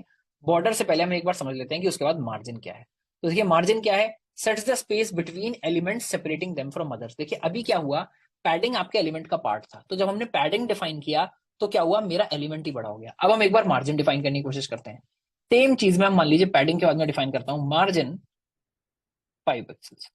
अब जैसे ही मैंने मार्जिन डिफाइन किया तो देखिए इस बार क्या हुआ है, ऊपर और नीचे आप ऊपर और साइड में आपको दोनों तरफ 5-5 पिक्सल का स्पेस दिख रहा है, बट इस बार मेरा बैकग्राउंड कलर उस पर नहीं चढ़ा। ये क्या है, इसने बाकी जगह से मेरे एलिमेंट को कम से कम 5-5 पिक्सल क्या किया है, खिसका दिया है। अगर मैं वापस आकर बॉक्स मॉडल देखूंगा तो देखिए बॉर्डर अभी भी, ये जगह थोड़ा ज्यादा ही बड़ा कर दिया मैंने, बॉर्डर देखिए अभी भी नल नल नल नल आ रहा है, बट मार्जिन चारों तरफ क्या आ गया, 5-5-5-5। इस बार क्या हुआ, मेरे बॉक्स के चारों तरफ, यानी मेरा बॉक्स बाकी किसी भी एलिमेंट से या पेज की बाउंड्री से कितना दूर होगा, कितना मिनिमम गैप होगा, वो ये डिफाइन कर रहा है जो मार्जिन है।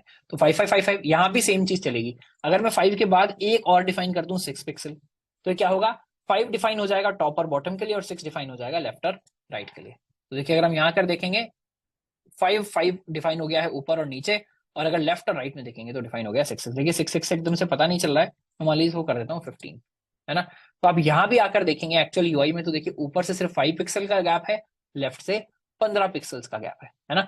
तो यहाँ भी आप सेम शॉर्ट हैंड डिफाइन कर सकते हैं। आप चारों के लिए अलग अलग डिफाइन करना चाहते हैं, आप इसको 10 पिक्सल कर दीजिए, अगले वाले को मान लीजिए मैं 7 पिक्सल कर देता हूँ, अगले वाले को 9 पिक्सल कर देता हूँ, है ना। तो हमने क्या डिफाइन कर दिया, टॉप, उसके बाद राइट, उसके बाद बॉटम, उसके बाद लेफ्ट। घड़ी की तरह चलना है, टॉप से स्टार्ट करना है, यानी 5, 10, 7, 9। अगर अगर आप सिर्फ एक वैल्यू डिफाइन करेंगे तो सबके लिए डिफाइन हो जाएगी। अगर आप स्पेसिफिकली एक डिफाइन करना चाहते हैं, बहुत सारे लोग क्या करते हैं, मेरे को सिर्फ टॉप डिफाइन करना है, तो मैं 5 पिक्सल डिफाइन करूं, बाकी सबको 0 0 0 0 कर दूं, वो भी एक तरीका सही है। वरना आप डायरेक्टली क्या कर सकते हैं, चीज ही दूसरा यूज कर लें जिसका नाम है मार्जिन टॉप, बट इसमें फिर कोई शॉर्ट हैंड नहीं चलेगा, जिसमें आप जो भी देंगे उसका पहला वैल्यू यहाँ आपको देना पड़ेगा। तो देखिए मार्जिन टॉप से डिफाइन हो गया 5 है ना। तो यहाँ भी आप margin top, bottom, left, right define कर सकते हैं, शॉर्ट हैंड के साथ डिफाइन कर सकते हैं, या बेसिकली चारों की वैल्यू अलग अलग डिफाइन कर सकते हैं क्लॉकवाइज फैक्शन में, टॉप, राइट, बॉटम, लेफ्ट। इस तरह से आप मार्जिन भी डिफाइन कर सकते हैं। तो ये क्या है, एक बार दोबारा रिमाइंड करा दूं, this sets the space around the element separating them from others, यानी एलिमेंट के चारों तरफ कितना आप स्पेस छोड़ रहे हैं बाकी एलिमेंट्स के बीच में, वो क्या होगा, मेरा मार्जिन होगा, है ना। तो ये क्या है, कस्टमाइजेबल है, हमेशा टॉप, राइट, बॉटम, लेफ्ट आप डिफाइन करेंगे, अगेन बिल्कुल उसकी तरह। क्विक सेटअप कैसे कर सकते हैं आप, 10 पिक्सल 20 पिक्सल हमने दिखाया, 2 वैल्यूज में कैसे चलेगा, 4 वैल्यूज में कैसे चलेगा, and can be use for central alignment with auto value. अगर आप ऑटो कर देंगे तो ये क्या होगा, थोड़ा सेंटर में अलाइन करने की यहाँ पर कोशिश करेगा।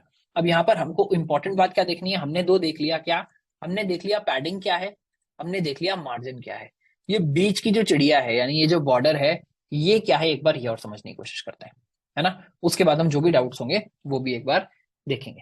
तो देखिए अब हम क्या कर रहे हैं, मार्जिन पैडिंग तो हम पहले डिफाइन कर चुके थे, अब आप डिफाइन कर सकते हैं बॉर्डर, है ना। और बॉर्डर में आप क्या क्या डिफाइन करते हैं, बॉर्डर का क्या मतलब है, N outline around the HTML element. अभी हमने क्या देखा था, पैडिंग क्या था, मेरे एलिमेंट के अंदर ही ऐड हो गई थी, और जो मार्जिन था वो मेरे एलिमेंट के चारों तरफ था, उनके बीच में अगर आपको कुछ ऐड करना है तो वो क्या होगा, वो होगा बॉर्डर। तो इसमें क्या है, कंपोनेंट आप क्या क्या डिफाइन कर सकते हैं बॉर्डर में, विड्थ डिफाइन कर सकते हैं, स्टाइल डिफाइन कर सकते हैं, कलर डिफाइन कर सकते हैं। तो सबसे पहले हम क्या करते हैं, बॉर्डर विड्थ डिफाइन कर लेते हैं। मान लीजिए यहाँ पर आ जाते हैं और मैं डिफाइन करता हूँ बॉर्डर,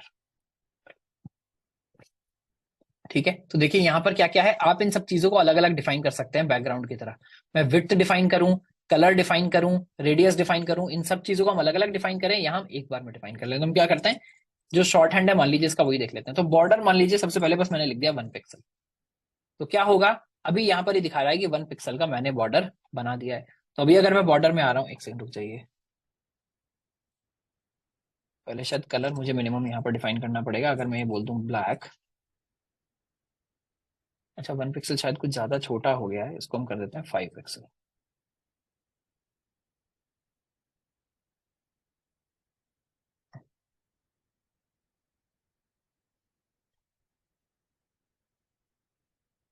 एक सेकंड, कुछ मैंने गड़बड़ किया है क्या।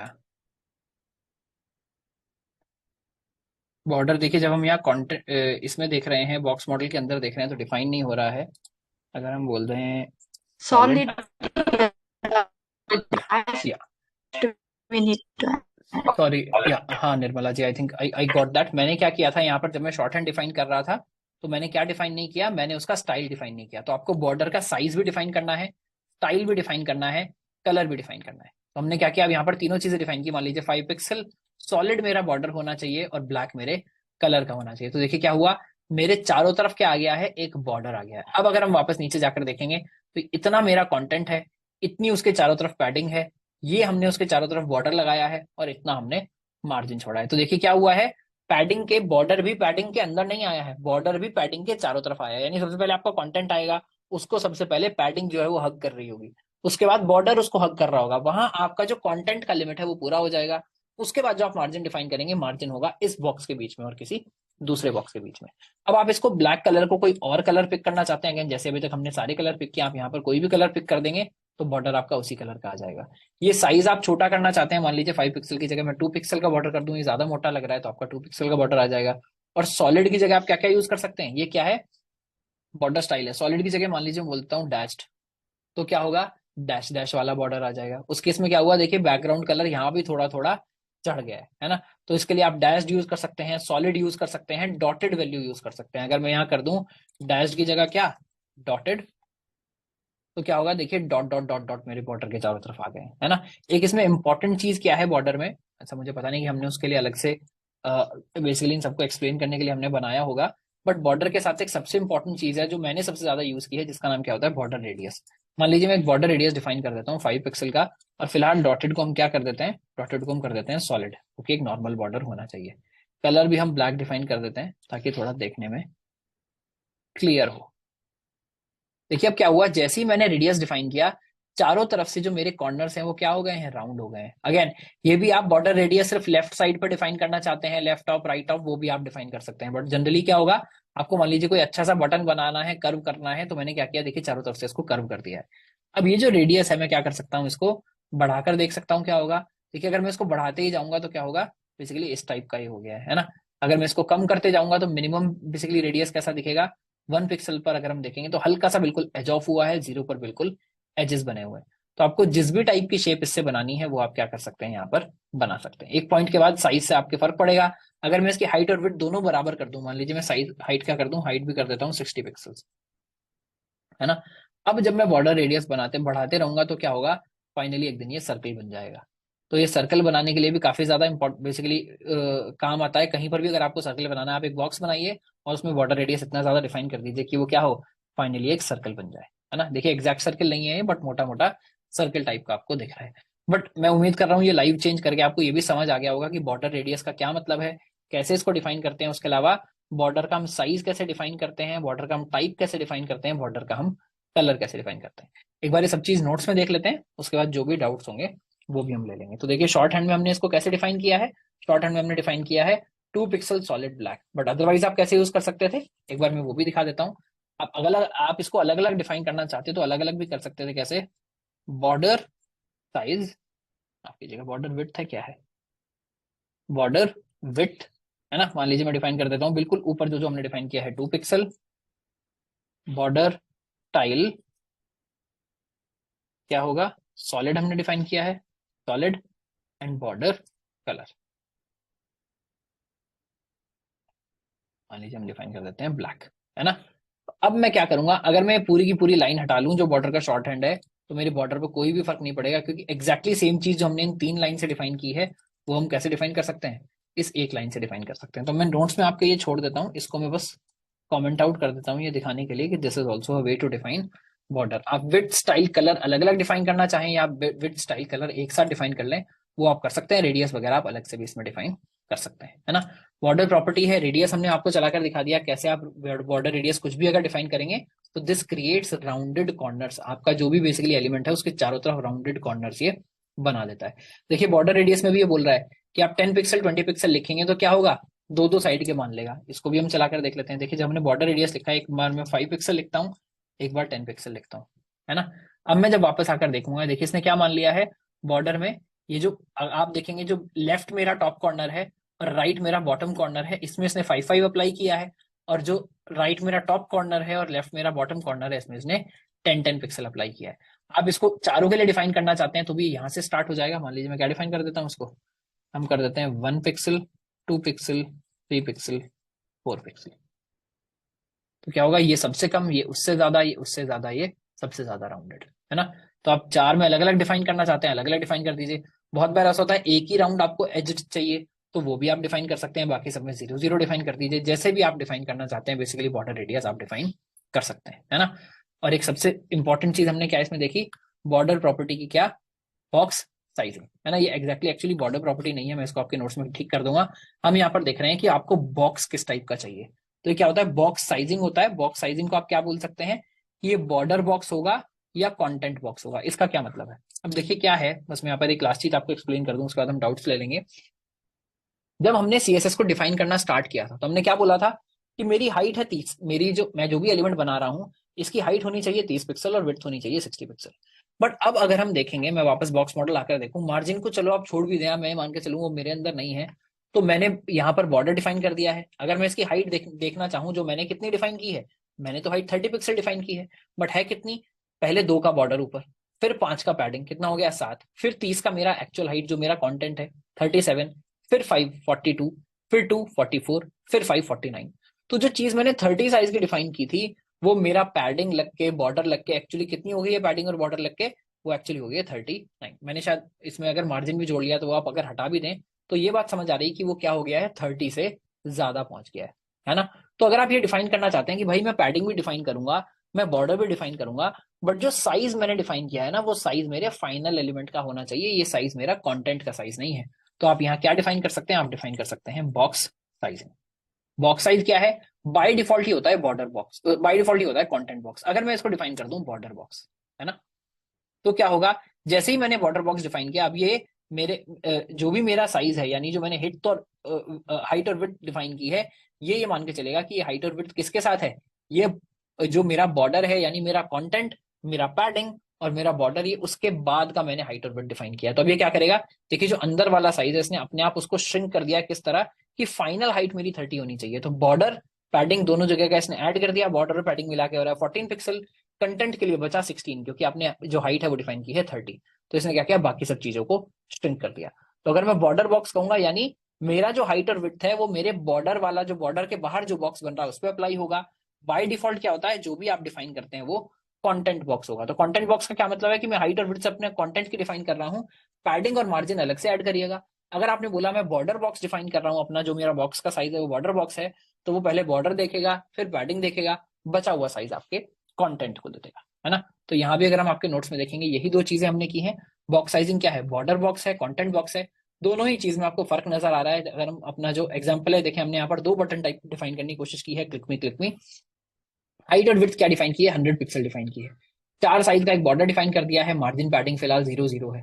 बट अगर मैंने एक को दिया बॉर्डर बॉक्स, तो देखिए उसके अंदर क्या हुआ, जैसे ही मैंने दिया बॉर्डर बॉक्स, यानी बॉर्डर के चारों तरफ ये साइज अप्लाई होना चाहिए, तो उसके कंटेंट के लिए कितना बचा, सिर्फ 92 92, क्योंकि 4 4 हमारे बॉर्डर ने ले लिया है। अगर मैंने बोला कंटेंट बॉक्स, तो कंटेंट मेरा 100 का है, बॉर्डर 4 4 अलग से ऐड हुआ है। तो देखिए ये वाला बटन थोड़ा सा बड़ा लग रहा है यहाँ से, ये बटन छोटा है, ये बटन थोड़ा सा बड़ा है, क्योंकि इसके 100 जो साइज है वो इसके एक्चुअली कंटेंट ने लिया है, और जो बॉर्डर है वो बाद में एक्सटर्नली ऐड हो रहा है। ठीक है, एक बार अब देखिए हमने क्या क्या कवर किया। हमने बॉर्डर पूरा का पूरा जो ये बॉक्स मॉडल है हमने देखा है, पैडिंग देखा, मार्जिन देखा, बॉर्डर देखा, और माफ कीजिएगा बॉर्डर देखा, और जो हमारा ये बॉक्स प्रॉपर्टी है, बॉक्स साइजिंग है, ये हमने देखा है। मैं आपके नोट्स में करेक्ट कर दूंगा, मैंने हेडिंग थोड़ा गलत डाल दिया है। बॉक्स प्रॉपर्टी देखा, तो इसमें जो भी डाउट्स हैं वो आप लोग पूछ सकते हैं। राजेश जी पूछ रहे हैं कमेंट में। वैसे राजेश जी अगेन मैं लोगों को मोटिवेट करता हूं कि आप थोड़ा सा माइक पर आकर पूछें, बट फिर भी मैं आपकी क्वेरी का जवाब दे देता हूं। आपने लिखा है सर मार्जिन पे कोई फर्क नहीं पड़ेगा क्या बॉर्डर बॉक्स देने से। देखिए मार्जिन को हमेशा ही बॉक्स के बाहर माना जाता है ना। तो मार्जिन को आप मान रहे हैं कि वो मेरे हमेशा बॉक्स के बाहर है, तो आप चाहे बॉक्स साइजिंग की वैल्यू बॉर्डर बॉक्स दें या कंटेंट बॉक्स दें, उससे मार्जिन पर कोई भी फर्क नहीं पड़ता। यस तेम्बरेज जी बोल रहे हैं रूल ऑफ यूनिवर्सल। देखिए हमने स्टार्टिंग में पढ़ा था, यूनिवर्सल सेलेक्टर का मतलब होता है कि ये जो भी मैं इसके बाद वैल्यूज दूंगा वो मेरे पेज के हर एलिमेंट पर पहले अप्लाई हो जाएंगे। उसके बाद हम क्या कर रहे हैं, उसको ओवरराइड कर रहे हैं जहां भी हम डिफाइन कर रहे हैं। तो अगर मैंने स्टार लगाकर बोल दिया मार्जिन 0 पैडिंग 0, इसका मतलब देखिए हर एलिमेंट की कुछ बाय डिफॉल्ट मार्जिन पैडिंग होती है, तो इसका मतलब क्या है, वो सारी की सारी मार्जिन पैडिंग सब पर जो है वो अप्लाई हो जाएगी। मोहित जी आपका कोई क्वेश्चन है। सर जैसे कि हम यहाँ पर सबको हाइट वेट ये सब बता रहे हैं, तो इसमें ऐसा कुछ नहीं हो सकता है जिसको अपन बोले कि भाई हम मुझे सेंटर में चाहिए सेंटर में दे दे, बाजू में चाहिए बाजू में दे दे, ऐसा सेंटर में किसके, अपने पेरेंट के सेंटर में चाहिए। हाँ हाँ हाँ सर, वैसा ही कुछ। हाँ, वो उस पर हम आएंगे, नेक्स्ट क्लास में पढ़ेंगे। उसके लिए डिस्प्ले प्रॉपर्टी होती है, पोजीशन प्रॉपर्टी होती है ना। एग्जैक्टली हम स्पेसेस भी डिफाइन कर पाएंगे, हम ये भी डिफाइन कर पाएंगे सेंटर में दो पर थोड़ा सा साइड में दो, सेंटर में दो पर थोड़ा सा लेफ्ट में राइट में दो, है ना। सीएसएस अभी काफी बचा हुआ है, उसको भी हम कवर करेंगे। और सर डिस्प्ले के हिसाब से जैसे अलग अलग डिस्प्ले होते हैं उस हिसाब से कुछ होता है क्या, या फिर अलग अलग डिस्प्ले होते हैं मतलब सर जैसे कि फोन में देख रहे, लैपटॉप में देख रहे, अलग अलग साइज के हाँ, लैपटॉप वो सब। बिल्कुल, वो स्केलिंग भी देखेंगे। अभी अगेन अभी मैं वही बोल रहा हूँ, अभी सीएसएस के हम एकदम बेसिक कॉन्सेप्ट्स पढ़ रहे हैं। अभी हम पहले ये पढ़ेंगे, उसके बाद फ्लेक्स बॉक्स करके एक पूरी क्लास लगेगी फ्लेक्स बॉक्स पढ़ने में। इतना इंपॉर्टेंट कॉन्सेप्ट है, आजकल मोस्टली सारी वेबसाइट्स में चीजों को किस तरह से हैंडल करते हैं वो हम देखेंगे फ्लेक्स बॉक्स में। तो फ्लेक्स बॉक्स अपने आप में क्या होता है, उसका नाम ही है फ्लेक्स, यानी फ्लेक्सिबल बॉक्स। तो आप उसमें जिस भी तरह से चीजें डिफाइन करते हैं, जैसे आप स्क्रीन को छोटा करेंगे तो चीजें क्या होंगी, एक के नीचे एक लगनी शुरू हो जाएंगी। जैसे ही स्क्रीन आप बड़ा करेंगे तो क्या होगा, साइड में आनी शुरू हो जाएंगे, यानी बड़े जो स्पेस है उसका फायदा उठाएंगे। उसके अलावा मीडिया क्वेरीज भी एक कॉन्सेप्ट हम पढ़ेंगे। मीडिया क्वेरीज में आप एक्जैक्टली डिफाइन कर सकते हैं कि भाई अगर स्क्रीन इससे छोटी हो जाए तो क्या करना, सडनली मोबाइल वाला जो मेरा व्यू है या मेरी दूसरी सीएसएस है वो अप्लाई होनी चाहिए।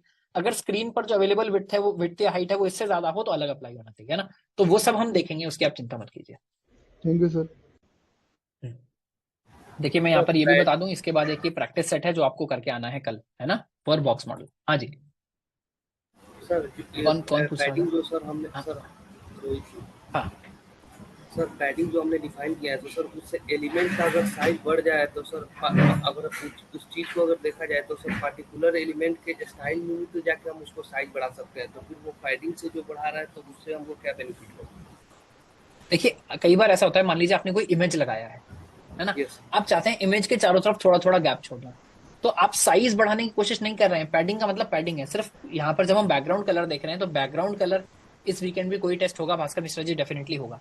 तो पैडिंग में क्या होगा, हम थोड़ा सा उसको चीजें ऐड कर रहे हैं साइड में थोड़ा सा। अगेन ये पैडिंग है। अगर आपने क्रिकेट का पैड अपने पैर पर लगा लिया है तो इसका मतलब ये नहीं कि आपका पैर मोटा हो गया है, आपका पैर बस मोटा दिख रहा है, वो अलग है, पैर अलग है ना।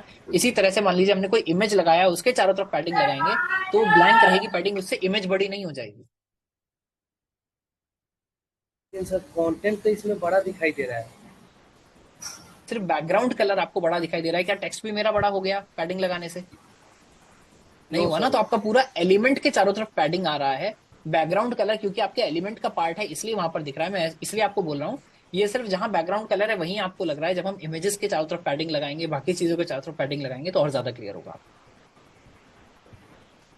एक बार लगा कर देखिए, इसको होमवर्क मानकर चलिए। रोहित जी आपसे स्पेसिफिकली मैं पूछूंगा मंडे को आकर कि आपने किया या नहीं। किसी एक इमेज के चारों तरफ पैडिंग लगाइएगा और देखिएगा कि कैसा लगता है वो पैडिंग। ठीक है, तो ये एक्सरसाइज हमको करनी है जैसा भास्कर जी ने पूछा। एक टेस्ट कल आएगा, टेस्ट को बहुत ही ज्यादा सीरियसली लीजिएगा। जो लोग टेस्ट अटेम्प्ट नहीं करेंगे, आप ये मानकर चलिएगा आपके डाउट्स किस तरह के हो रहे हैं। सिर्फ अटेम्प्ट करने के लिए बोल रहा हूँ मैं, ये नहीं कह रहा हूँ कि आपके बहुत अच्छे नंबर आने चाहिए। आपको टेस्ट को बस सीरियसली अटेम्प्ट करना है। जैसे शायद रोहित जी हैं यहाँ पर जिन्होंने शायद 1.5 मिनट में टेस्ट पूरा कर दिया था, है ना, 50 क्वेश्चन का। और मैं माफ कीजिएगा अगर मैं नाम गलत ले रहा हूँ तो। आप ही ने किया था ना क्या? नो सर, मेरा टेस्ट 16 मिनट में गया था सर। अच्छा सॉरी, मैं शायद नाम गलत ले रहा हूँ। बट किसी महाशय ने 1.5 मिनट में टेस्ट पूरा कर दिया था, नंबर भी शायद 1.5 ही आए हैं उनके 50 में से। तो इस तरह से बेसिकली टेस्ट को डिसरिस्पेक्ट मत करिए आप। बेसिकली मेंटर्स ने, मैंने वो इस हिसाब से बनाया है कि आपकी नॉलेज थोड़ी टेस्ट हो पाए, आप थोड़ा सा उसको ठीक से कर पाए। इस बार ये मैं पहले बता दूं, डिफिकल्टी लेवल 1 नंबर प्लस रखूंगा। पिछली बार मैंने पहला टेस्ट था थोड़ा सा ज्यादा जानबूझ के थोड़ा सा आसान बनाया था कि पहला टेस्ट है, बच्चे थोड़ा सा देख लें, टेस्ट प्लेटफॉर्म भी समझ आ जाए, क्वेश्चंस कैसे आंसर करने ये भी समझ आ जाए। इस बार थोड़ा सा मुश्किल बनाने की कोशिश करेंगे। अनिकेत जी। सर उस टाइम थोड़ा प्रॉब्लम आ रहा था, तो मैं ये पूछ रहा था सर, जो हम फॉन्ट फैमिली डाउनलोड करते हैं तो जब हमारे वेबसाइट होस्टिंग करते हैं फिर यूजर्स को क्या शो करेगा वो फॉन्ट? देखिए उसको तो शो देखिए, नहीं इसलिए मैं करेगा कह ना। रहा हूँ, इसलिए मैं कह रहा हूँ कि सही तरीका होस्ट करने का यही होता है कि आप डायरेक्टली गूगल का लिंक इस्तेमाल कर लें। तो क्या होगा, जब यूजर के पास भी वो पेज जाएगा तो वो फॉन्ट गूगल से उसके पेज पर भी डाउनलोड हो जाएगा। अगर आप उसको डाउनलोड करके उसके बाद करेंगे तो वो एसेट होस्टिंग आपको अपने आप करनी पड़ती है। देखिए अपनी वेबसाइट पर जो भी हमारी इमेजेस होंगी, जो भी वीडियोस होंगी, यानी ये सब क्या है, ये एसेट है। एक तो हो गया टेक्स्ट जो आपका पेज है, पेज के अलावा ये सब एसेट की कैटेगरी में आते हैं। एसेट भी आपको होस्ट करने पड़ते हैं, उनका लिंक भी आपको जनरेट करना पड़ता है ताकि यूजर भी जब वो पेज खोले तो आपके सर्वर से फिर फॉन्ट उसके पास जाकर डाउनलोड हो और उसके बाद वहां पर खुल सके। और फॉल बैक डिफाइन करना इसलिए जरूरी है क्योंकि नेटवर्क कॉल है, कभी भी गड़बड़ हो सकती है, हो सकता है नेटवर्क कॉल फेल हो जाए, हो सकता है जो सर्वर आपका एसेट लेकर बैठा है वो बेसिकली ठीक से रिस्पॉन्ड ना कर रहा हो, वो बेसिकली टाइम पर लेट हो जाए, या फोन डाउनलोड करने में बहुत दिक्कत हो रही है, कोई मोबाइल डेटा पर चला रहा है, इसलिए बैकअप फोन डिफाइन करना जरूरी है। ठीक है सर। औरंगजेब जी बोल रहे हैं सर टाइम थोड़ा ज्यादा दीजिएगा जी, जिस टाइप के क्वेश्चन होंगे औरंगजेब जी उसी हिसाब से टाइम भी दूंगा।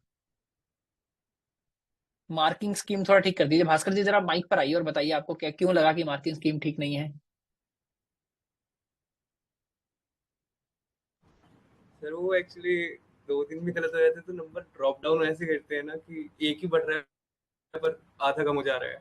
मैं प्लस पर हाँ तो -1 सोच का समझ हैबिट के करना है, सोच समझ के करना है, वरना क्या होता है ना, -1/4 आप करते हैं ना तो लोग ये मानकर चलते हैं कि यार तुक्का भी मारेंगे तो भी मतलब प्रोबेबिलिटी के हिसाब से देखेंगे तो पॉजिटिव ही आएगा। 1/3 करूंगा तो प्रोबेबिलिटी के हिसाब से बराबर आएगा। हाफ इसलिए रखा है कि जो क्वेश्चन नहीं आता अटेम्प्ट मत कीजिए। इंटरव्यू में भी यही आदत डालनी है आपको। जब कोई क्वेश्चन नहीं आता है, अगर आप इंटरव्यू में तुक्का मारे, देखिए बहुत काम की बात मैं आपको बता रहा हूँ, तुक्का मारने में प्रॉब्लम नहीं है, बट इंटरव्यूअर को पहले बता दीजिए कि मैं तुक्का मार रहा हूँ। उसके बाद क्या होता है, अगर आपका जवाब सही हुआ तो पॉजिटिव मार्क्स, अगर जवाब नहीं हुआ तो आपने तो तुक्का मारा ही था। बट अगर आपने इंटरव्यूअर को नहीं बताया और उसके बाद तुक्का मार रहे हैं और वो गलत हो जाता है ना, या आपके हाव भाव से भी लगता है आप तुक्का मार रहे हैं, तो वो चाहे लगे या ना लगे वो आपके लिए नेगेटिव काउंट होता है। तो इसको आप इंटरव्यू मानकर चलिए छोटा सा, कि अगर कोई क्वेश्चन नहीं आता है तो उसको छोड़ दीजिए, तुक्का मत मारिए, अलग से लिख कर रख लीजिए, कॉपी पेन लेकर बैठिएगा कि यार अगर मैं तुक्का मारता तो इसमें ये मारता, बाद में आंसर चेक कर लीजिएगा।